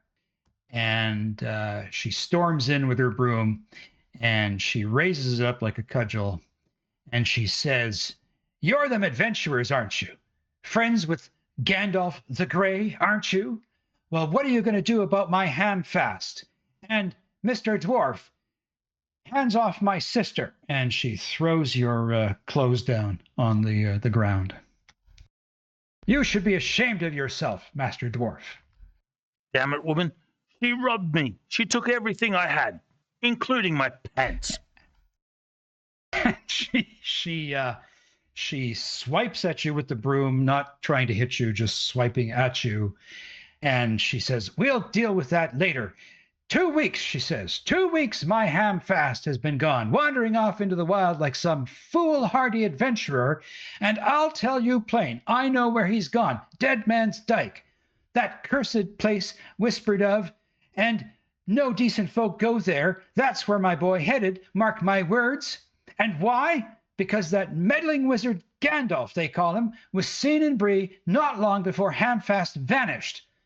I saw the way the old conjurer spoke to him, filling his head with tales of treasure, of glory, of heroism. Heroism? Bah! What use is heroism to a lad with no sword or shield or sense? He's but a boy, and now he's lost because of that wizard's nonsense. What are you going to say about this? You know him. Has he taken my Hamfast? You lost your pig that's fasting? My son, Hamfast. Are you his brother? Are you his brother? Are you as insensitive as he is to my sister? Are you racist? Not all dwarves are related, lady. If harm comes to Hamfast, it'll be on Gandalf's hands. I'll not forgive it nor forget it. My son should be here, safe at home, not chasing after ghosts in the dark. Deadman's Dike, curse the place. Shut up, curse lady. the fool. How do you know It's not my fault you named your son after a damn pig, and I can see why you did as well. You know what? Fine, we'll go to the stupid Dike and we'll look for your stupid son. Because, you know, Gandalf is an ass. Nane, relax. How do we know it was Gandalf? He's only 16 years old. That's all he is. That's not what I asked. He's impressionable. That's not what I asked. He's no hero. Yes, that's not what I asked. How do we know it's Gandalf? Can you describe him? You ask me what Gandalf looked like? Yes, I can. That wizard who stole my boy's wits? He wore a hat. It was blue. He had a silver scarf, all fancy-like. That's for starters. He had that beard and those eyebrows. That's the face my Hamfast saw. That's the face that filled his head with dreams. A blue hat, a silver scarf, and a long beard. Need I say more? And those terrible eyebrows. Enough to make a boy believe in treasure and glory. Enough to send him chasing death at Deadman's Dike. Interesting. So, of the the other three PCs, which of them actually have interacted with Gandalf as much as Caladorn? Well, I think Hori obviously met him maybe the once. Tolman has probably seen him in his youth going through Bree. That's true, and Tolman was also really big on following Bilbo's thing, so Gandalf frequently visited. Nane has probably only read things Gandalf has written and left places, and vice versa. So it may just be Caladorn. It may just be Caladorn and Tolman who recognized the inconsistency there. Yes, possible. Because, like I say, I think Hori met him the one time that sent you on this quest. Well, but he is Gandalf the Grey, so he would not be wearing a blue hat and a silver scarf. But that's very interesting. It could be one of the other wizards. Did he give his name as Gandalf? I did didn't. Not sound like Gandalf. I did not interact with that fool of a wizard. I just know that they said he was with my son and they were leaving town 2 weeks ago and they were heading north up to Deadman's Dike. What direction was the brigands that you had mentioned? So they were seen in like Scattle and not sure if that's even on the map, but it's kind of like to the east of Bree, I believe. Like just a little to the east, not too far.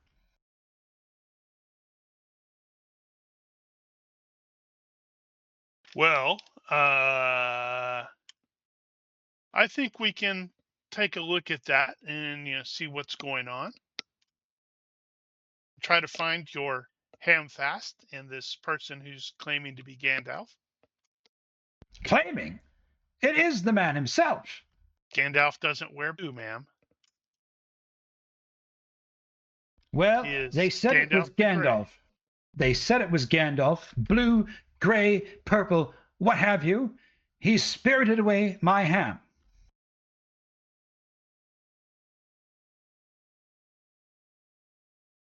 And then she gets a little emotional now that her anger has dissipated and her voice cracks and she says, all he had was the leather jerkin I stitched for him myself, thinking it will keep him safe, and that bit of hide couldn't turn away anything. And please, you have to go and get him. You have to bring my ham back. I'm thinking, crap, my stupid duty to the Bree land and the Shire has kicked off. So what do we do? Investigate. Try to find this person. Very well.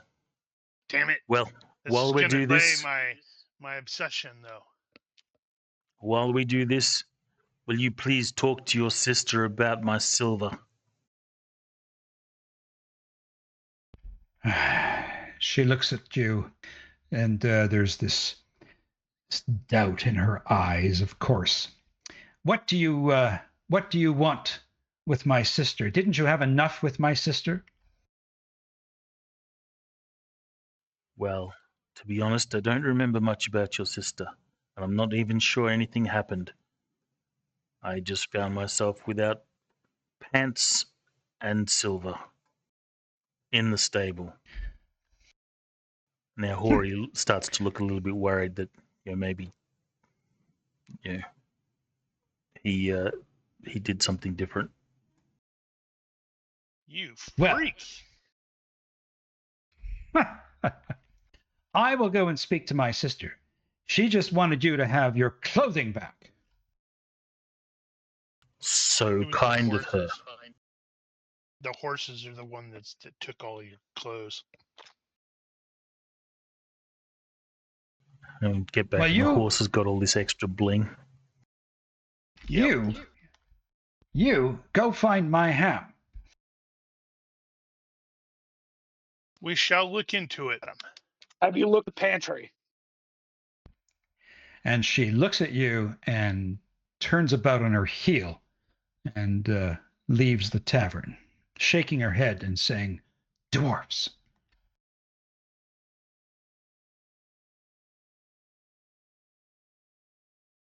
And Hori will look a little guilty. He says, honestly, I don't know what happened.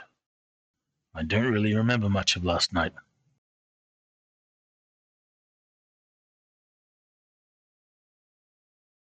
Well, sounds we should probably ask around to see if anybody else has had encounters with this blue-hatted, silver-scarfed pseudo-wizard or pseudo-Gandalf. What say you there, Master Innkeep? Does he sound familiar? As I said, I haven't seen Gandalf since about 2 or 3 weeks now. But no, I don't recognize that. I don't recognize that description. Not at all. Certainly, no one looking like that in the pony. Honestly, how many wizards could there be in this area? It must have been Gandalf.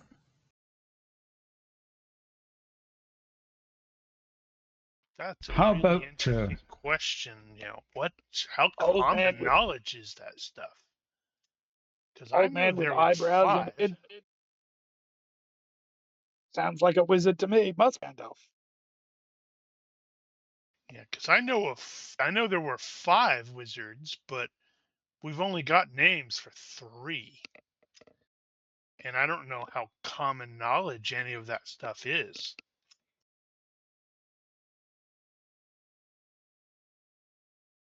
Cool, maybe we're chasing the blue wizard. So if you wish to throw in a carousing roll or a current affairs Bree roll.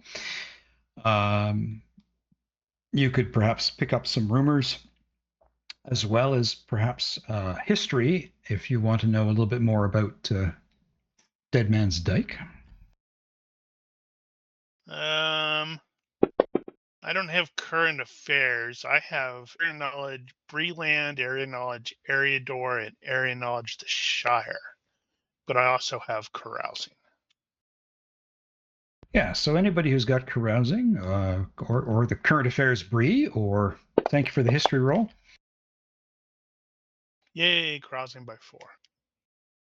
See, unlike Hori, I actually know how to party without losing my pants. Okay. Well, we're going to work with the rolls we've got. And so as you go about the town now, more specifically asking about Gandalf, what you learn is that Gandalf was seen in several other places nearby, in taverns, on the road, and in the company of some rough-looking men. User disconnected from your channel. Uh-oh. Hey, it wasn't me. Wasn't you? It wasn't me. And so far, so good. I apparently have to completely shut down Discord before the game. So, so he was seen in the company of some rough-looking men, Southerners, Dunlanders. That doesn't sound peculiarly Gandalfy.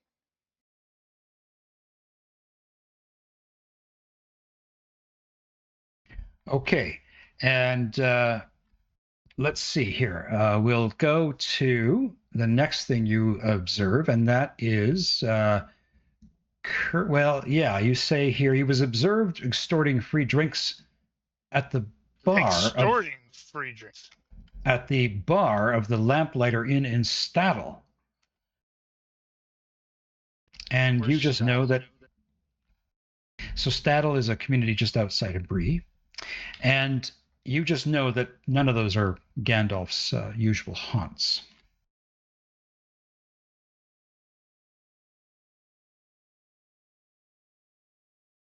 Well, it sounds like we have an impersonator.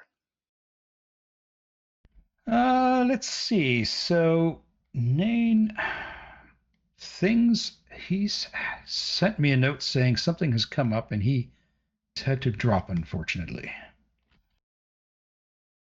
Hopefully it's nothing too serious. That's bad. That is bad. Okay, well, do you want to carry forward the three of us? Well, that depends on the GM. I'm happy to keep going if you guys are.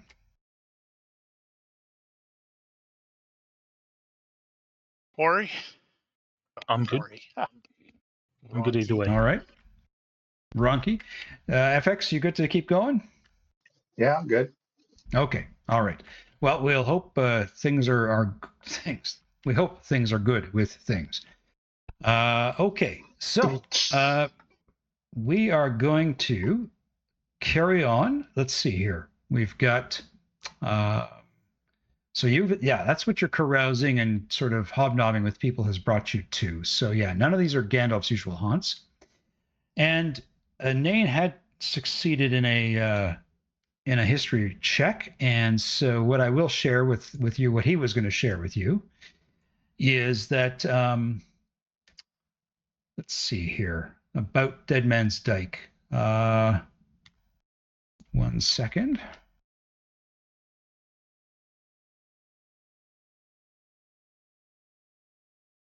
There it is. I'll just put that in chat for you.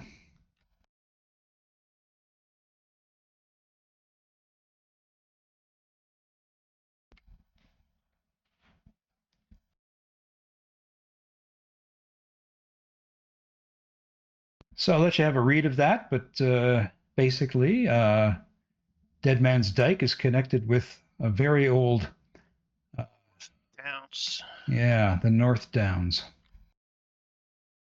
So it's north of Fornost?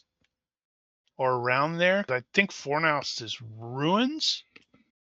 Yeah, I I think think. it's up towards Fornost. Yeah. And I only remember all of this stuff because I played the Middle Earth Morpig for a while. Okay, so it looks like that's where she thinks the guy whoever's passing himself off as Gandalf, took Hamfast. Oh, okay. Fornost. Okay, so Fornost Arain, also known as Deadman's Dike, was the capital of Arthedain, a realm formed from the division of the Northmen of Kingdom of Men of Arnor. Oh, okay. Wow. So it is Fornost. So yeah, so it looks like north is where you would be going. Well, we don't have a whole lot of information. Oh, okay. See further down in your thing that you have in there. The Rangers know the truth. They speak of Fornost Arain, the northern fortress of the Sea Kings. Okay.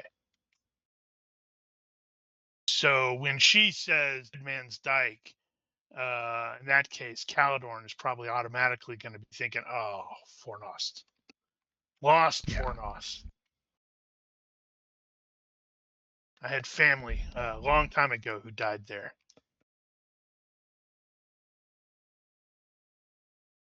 So Yeah. So I guess we could gather the she said they were heading towards Deadman's Dike. that's right. Okay, so nothing else, we can head up there. How frequently does anybody actually go in that direction? If it's considered like kind of sort of semi-haunted, probably not a lot.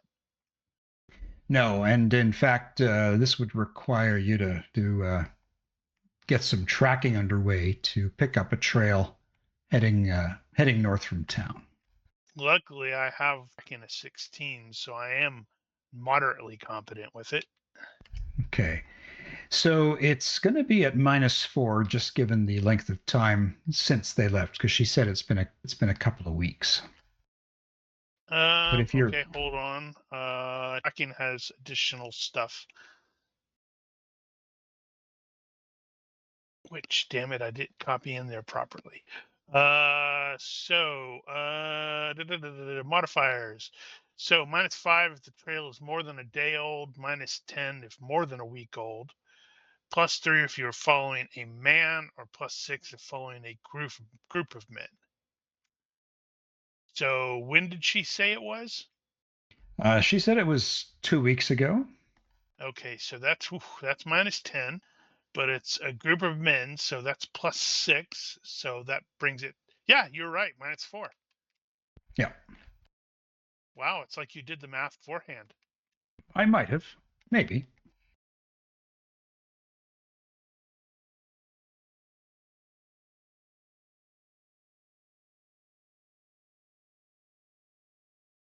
Six-day So yeah, travel.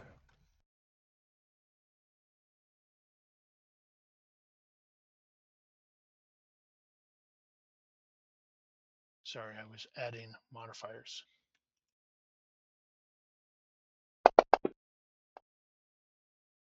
Oof, oh, just barely. okay. All Just right, barely. just barely. So you pick the trail up, and it takes you north of Bree, just as you thought it should if it's heading to Deadman's Dike. Um, but then all of a sudden, it changes, and the trail starts to head east.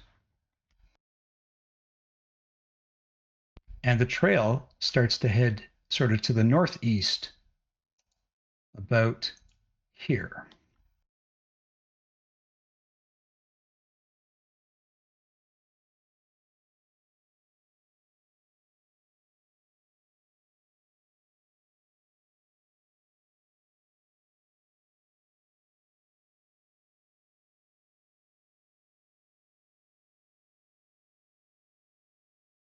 So, yeah.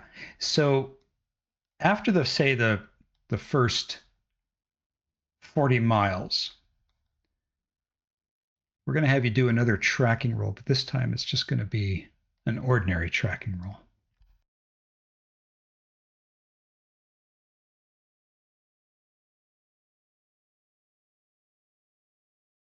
Sorry, hold on. I'm updating some modifiers.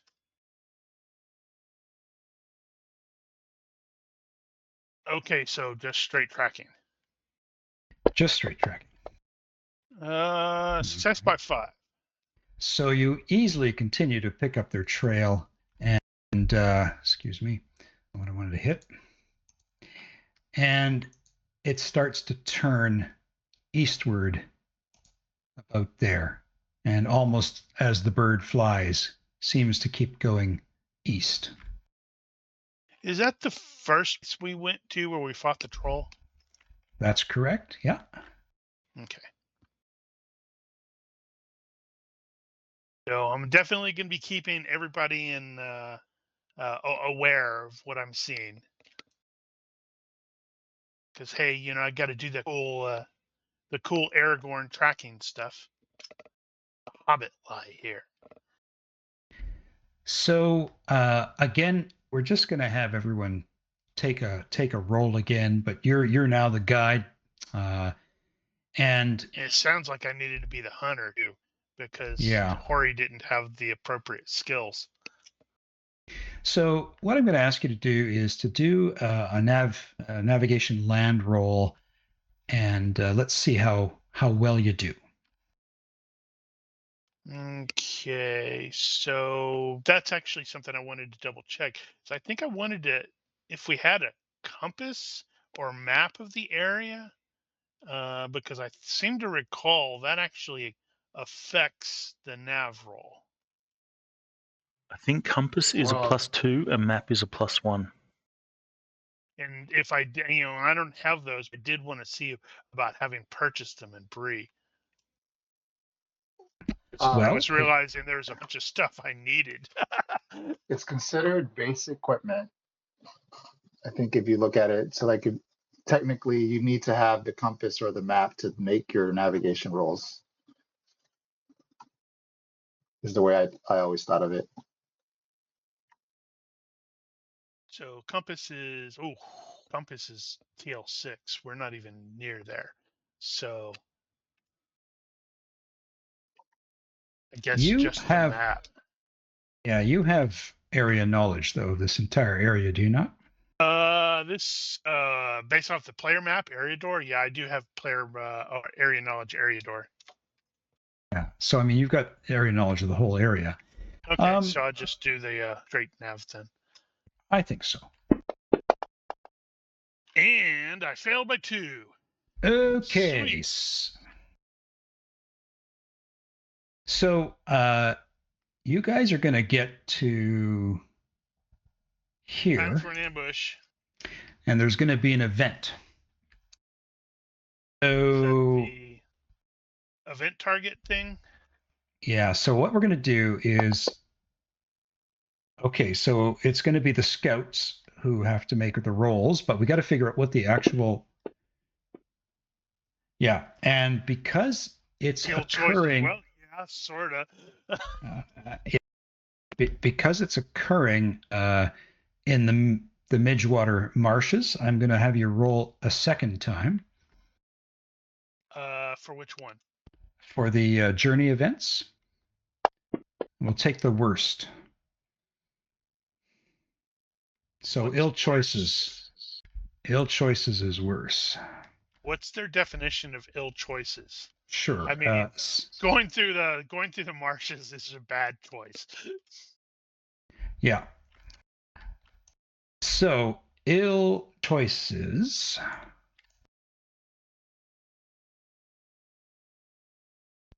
So what does it say here? Yeah, so failing the event caused the target much grief or frustration. Maybe the scout couldn't decide on the right way and lost precious sleep finding a good path. The hunter worried about scanty provisions. The lookout feared constantly about putting the company in danger. Something along that lines. So if basically what happens here is if the roll fails, target gains 1 shadow point of dread or corruption, and everybody's going to gain 2 fatigue points, but the target that fails it gains 3. Right. So I have to roll off of naturalist, survival, or weather sense. That's correct. And the survival is what? Because here it would be like marsh. yeah, no, I don't have that. I have things in woodland, so it looks like naturalist it is. So how would you describe this ill choice for you?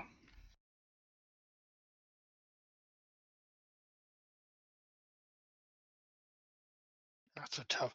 It's probably he's just not positive. Are they using are these people trying to use the marshes to throw off trackers? So he's like double checking and triple checking and quadruple checking, and it's slowing us way down. Okay. So you get into the midwater marshes, the no-see-ums are biting you, irritating you. Everything is just annoying you all. And we've seen these in the movie. That's it. So yeah. What do they eat when they don't have Hobbit? So everybody will take 2 fatigue points because of this. I assume we recovered all our long-term fatigue over the Stanbury. Yeah. You sure did. Okay, so make another nav roll, if you please. Jeez. Oh my lord. Okay, so this is not going well for you. By 3. Okay, so the next incident is going to happen approximately here. And it'll be whoever is, I guess it's going to be you again.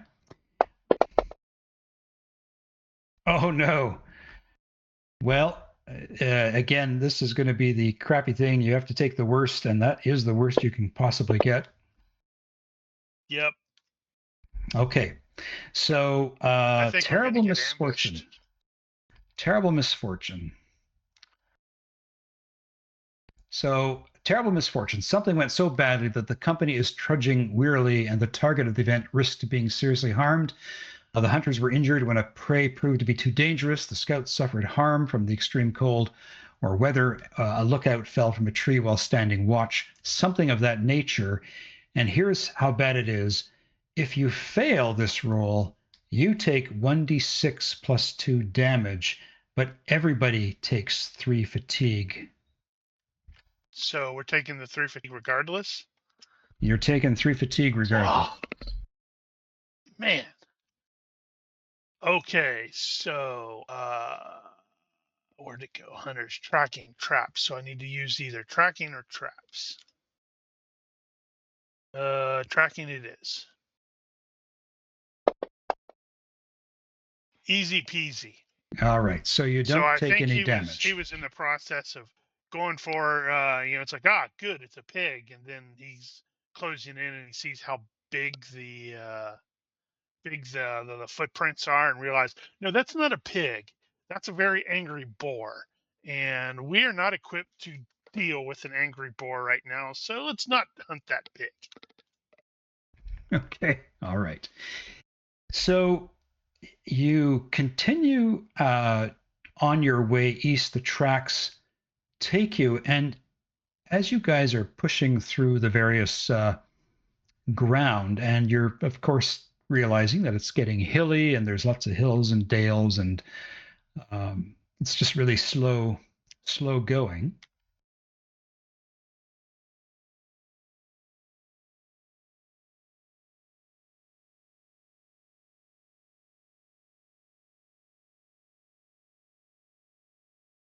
You suddenly see this appear, and you're not surprised to see this as you kind of push further east through the various hills and dales.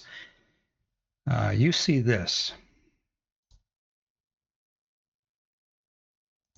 It's interesting. Are no hills as a as a terrain type in survival. And basically where you come to is, I'm going to show it here on the map.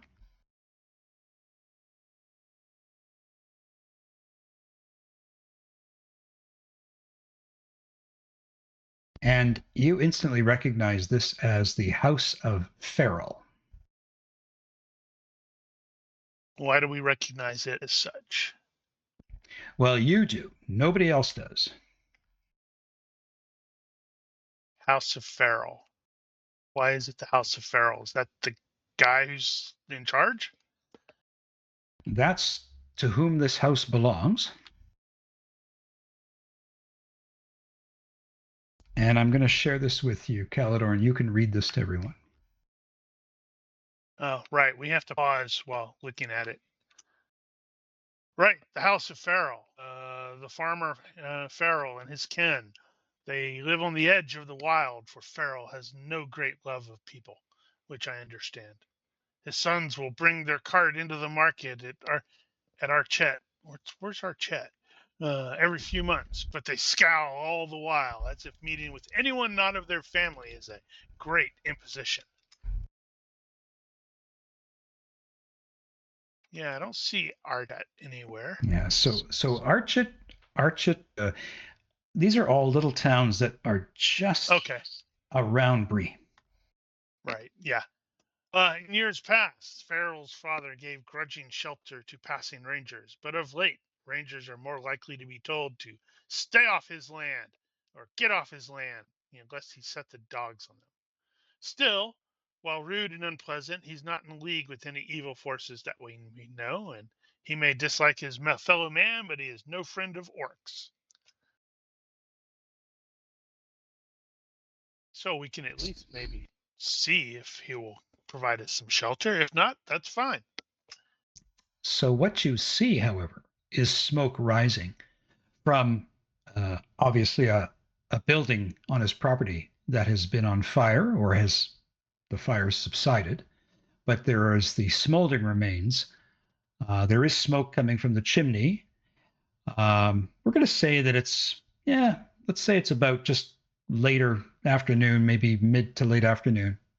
And as you come forward, you suddenly see a number of heads pop up over the fencing. The fencing is probably only about 5 feet high. It's not a big barrier.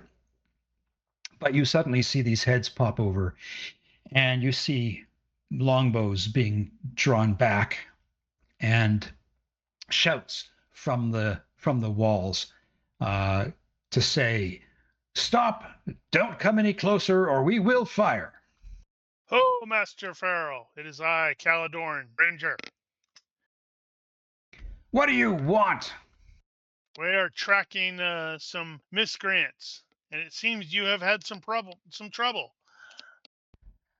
I have, and I want no more. So I would advise you to make a wide berth and pass us by, please.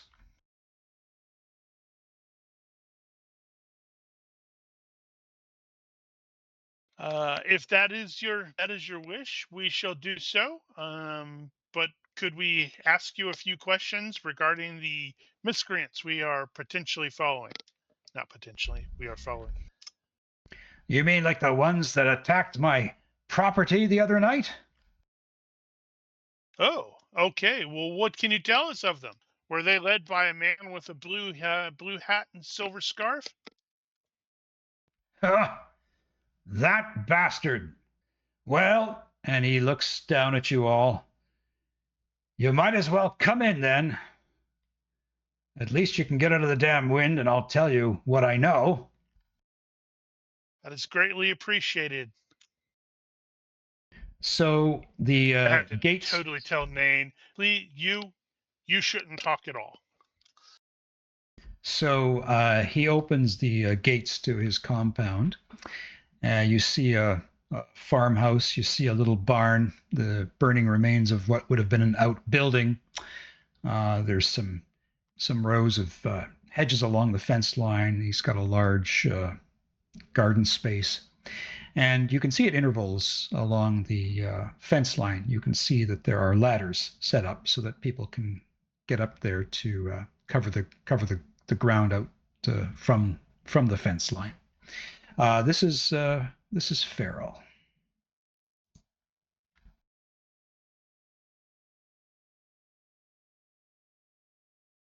Yep, he looks angry. So Farrell says, "Yeah, come on in, Ranger. It's too bad you weren't. Get those furrows in your brow like that. It's too bad you weren't here the other night. But I guess you were off wandering." No, we were night away pursuing these people, it seems. Yes, well, and he motions you to come and sit over by a fire that's burning off, a little bonfire that's burning off to the side of the path leading into his compound. And I'll introduce the rest of my fellowship here. All right. So he eyes the dwarf All three suspiciously. He eyes the halfling with a little bit of suspicion. He thinks it's weird that there's a hobbit this far out from Bree and the Shire. He says, "Well, here, why don't you have a seat by the fire?" And he calls his family around.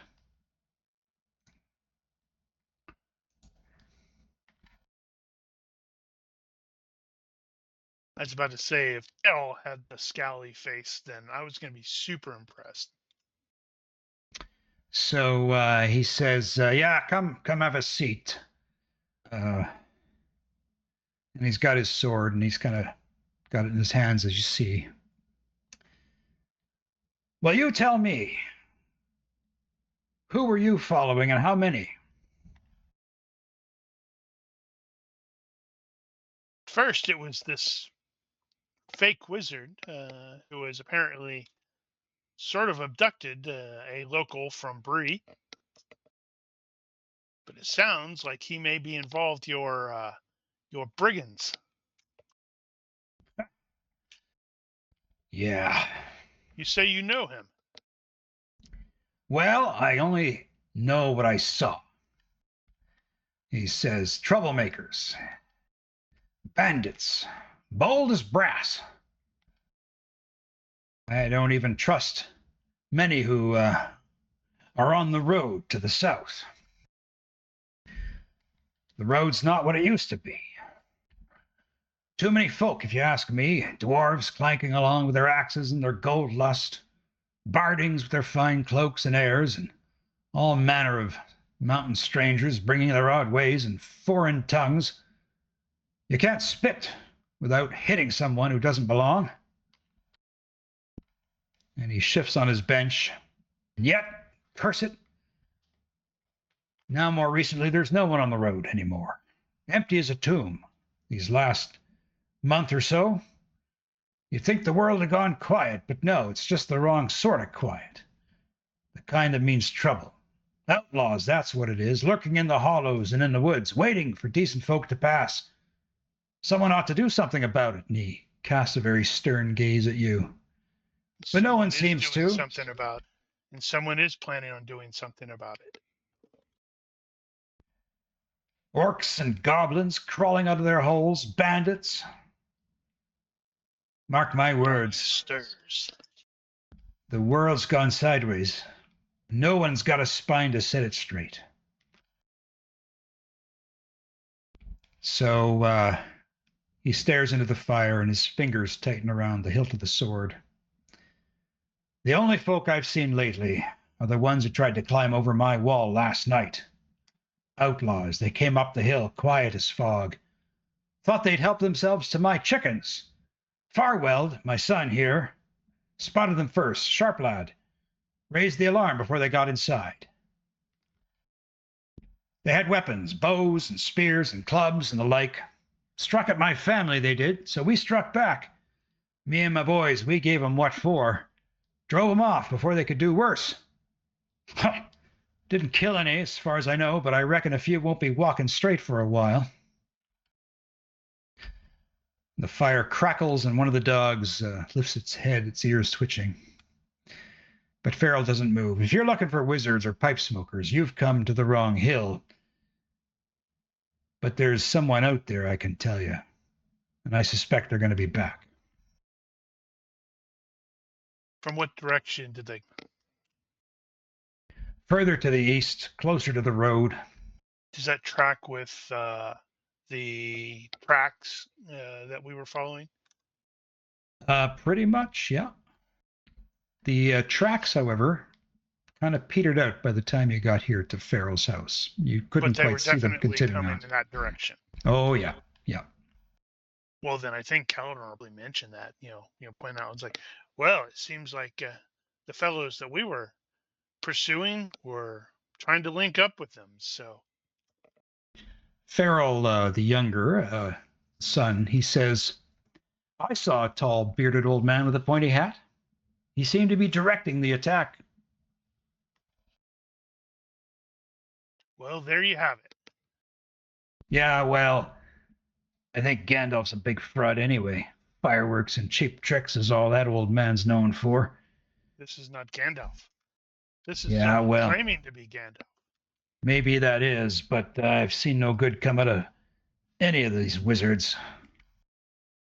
Whether he's a faker or the one that calls himself Gandalf, but I think he's a faker too. You might be surprised, Master Farrell. So, anybody's got, wants to roll perception, body language, detect lies. Let's Woohoo! see what you I ain't find got out. any of that. Oh, I got perception.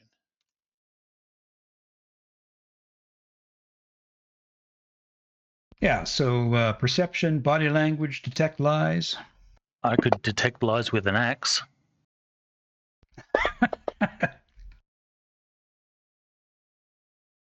All right. So Farrell knows more. Unfortunately, Perhaps. we're not the diplomatic type. Well, you get the sense that Farrell knows more. This is the Farrell the younger. You suspect he knows more about perhaps the hiding place of these outlaws than maybe he's willing to reveal right now. And you also kind of notice that Farwell, the other son, the one that spotted them and raised the alarm, he's actually quite silent, despite being the one that, again, noticed that the attack was coming.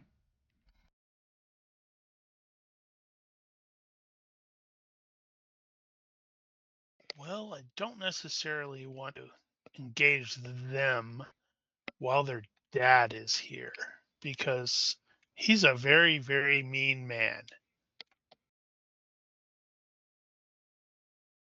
And so, Tolman, what are your thoughts about what you see? And how about you, Hori? Well, Hori hasn't really picked up on any of this, so he will sit mostly quietly. He's probably going to take cues off Caladorn. Okay. How about you, Tolman? Your perception rolls were successful. What do you think of what you're picking up? Well, Tolman doesn't really get so deeply involved. That's for people like Caladorn to think, to decide if it's important or not. He's just thinking like, is there anything interesting on him that's maybe not quite well attached to his body? Okay. All right. Well, they all seem to be very roughly turned out. Nothing of any great value. Shiny, as you would say, is really catching your eye. They're pretty live off the land types, and it looks like this burning of one of their buildings is going to cost them dearly. Did they say that they knew where the bandits were holed up?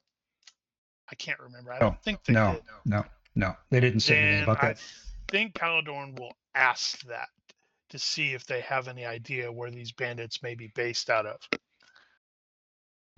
As I said, they came out from the further from the east, closer in the direction of the road. That's where we spied them coming up. So who knows? Maybe there's an old cave somewhere. What is east of here? There's the road. There's an old watchtower. Of course, those are all over the place in these lands. East is also Rivendell. Falling apart. So who knows? They could be holed up in that damn tower. Perhaps we should check it out, Caladorn. Indeed. Well, you're welcome to do it if you wish in the night. As far as my family's concerned, we're going to stay here and keep watch, just in case they are up to their tactics again. Mind you, I know the Rangers do good works, even if I'm a little begrudging. I think my family would feel better if you maybe stayed the night at least. Besides, in the morning, you'll be fresh. I can give you some food tonight. You've probably had a long trek of it. How far is the tower?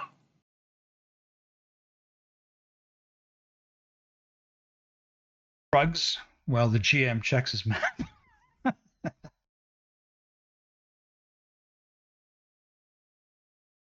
If they are held up in the tower and they are very brazen, it is quite possible that they have an open fire, and we can see that from a long ways off. True that.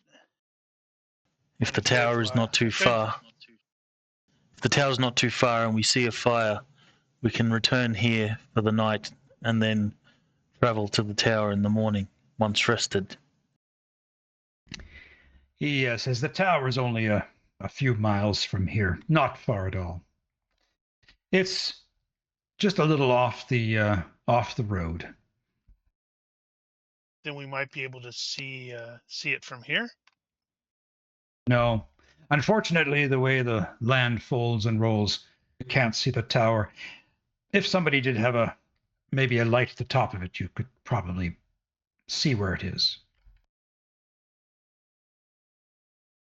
So yes, so scouting forward to try to investigate, and maybe we can leave Nain and Grog here, just because, well, they're not active PCs at the moment, and Yeah, they we look can a little under the get weather. eyes on.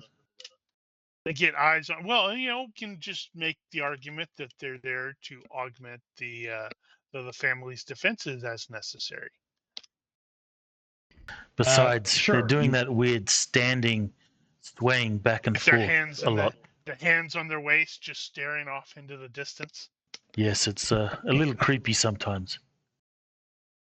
So Nain and Grog, they will stay here and be of some use. Perhaps keeping a fire going, or perhaps entertaining some of the soothing out the jolted nerves, as it were. Yes, indeed. And Farrell the younger says, he walks over to you at the gate and he says, I do suspect they're hiding in that tower. I just can't be sure. If you head down in an easterly direction, down towards the road, you'll come to it. Is there anything else you can tell me about the terrain that might stand out? Good ambush points, good hiding places, etc. Not really. He says, again, the land here is all rolling and there's thickets. If you, I think he says, if you keep to the low points and keep moving in an easterly direction, who knows, you might even find their trail from last night. I mean, I know I got one in the leg, I'm sure of it. Very good. Thanks many thanks for your assistance. Give him the cool handshake where we would grab each other's forearms. Okay, and so Look after your yeah. family. So the trail, at least of the group that you were following, had kind of ended. What do you begin with in terms of trying to pick up maybe a blood trail? Yeah, if this is less than a day old and this is a group, it should be pretty easy to track. I agree. So Goodness. I would say you probably got a good +4 while you've still got some light. It's actually +6 because it's a group. There you go. By 12. By 12. So you easily pick up through the terrain where Yep, this guy got shot in the leg. the feet came up. Many feet came up from different directions, but it was all kind of converging from a point to the east. And it is indeed in the direction that Farrell had indicated. So at this point, you continue to follow, and now you can sort of see in the grass where somebody was dragging their foot, and others perhaps were helping. You can sort of see where people were stumbling. There is some blood on the ground. Over here, you see where they stopped and somebody removed or tried to remove the end of an arrow. And you see some bandaging discarded, some torn clothing. But alas, we don't find this guy is not going to make it. We cannot allow you to compromise the integrity of the mission. Stab, toss the body into the ditch. No, you don't see anything like that. So as the evening falls in, you do see this, the top of this from a distance. I'll say you're not this close.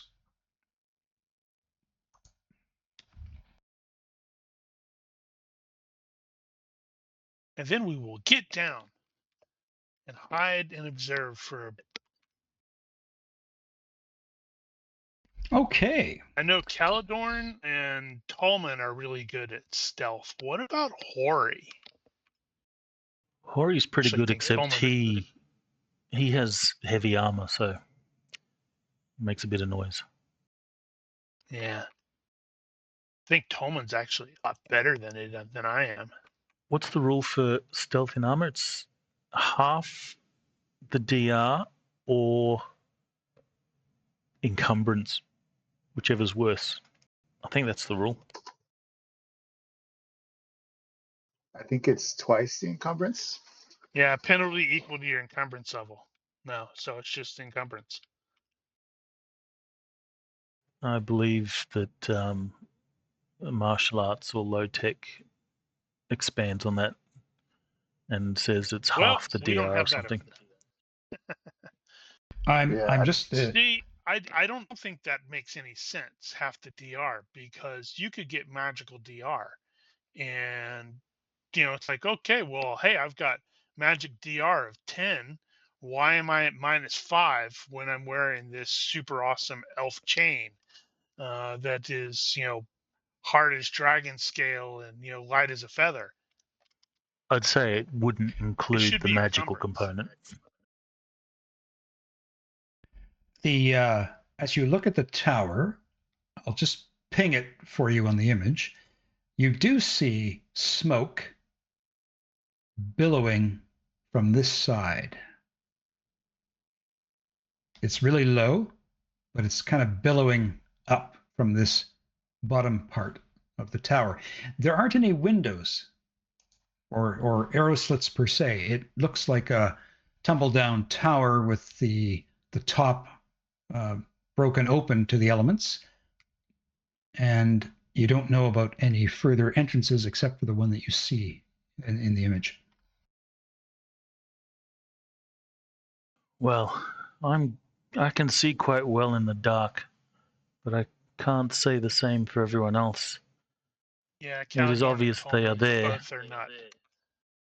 However, if these are humans, then they're going to have the same problems we're going to have in the dark. Perhaps we should return to Farrell get a good night's rest, and then come here at the break of dawn. Yes, I agree. What say you there, Master Hobbit? Um,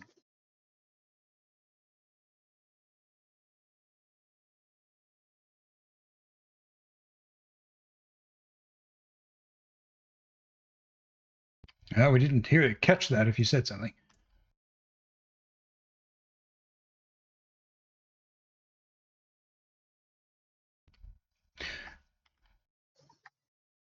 Tolman or FX, we can't hear you.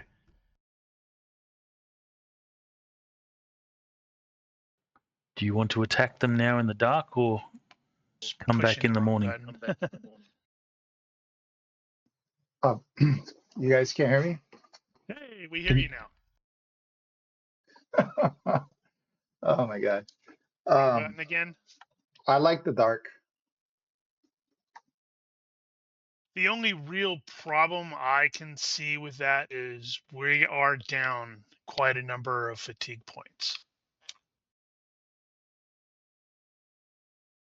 Oh yeah, I'm down 5, I think. I'm not sure. Yeah. I lost this. Yeah, it's like 5 long-term fatigue.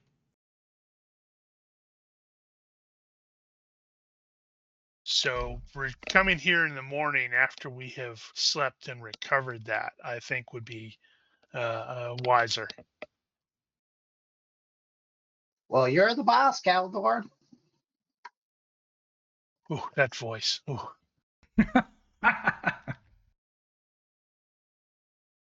Yeah, I think your original plan, Hori, it makes the most sense.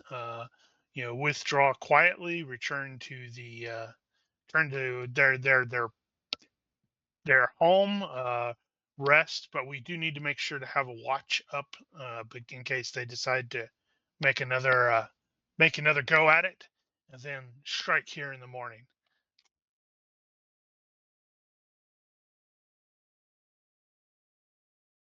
Yeah, if that's what you'd like to do. Yeah, I'm sure the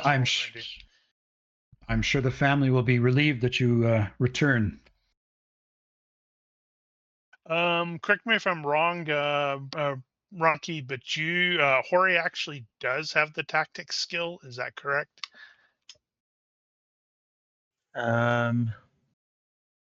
He does not.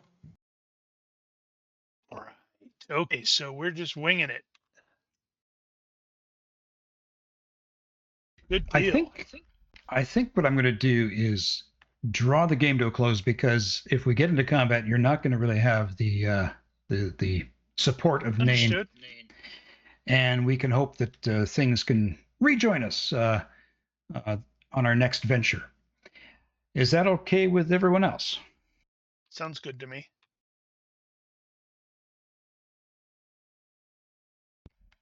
Rocky, FX?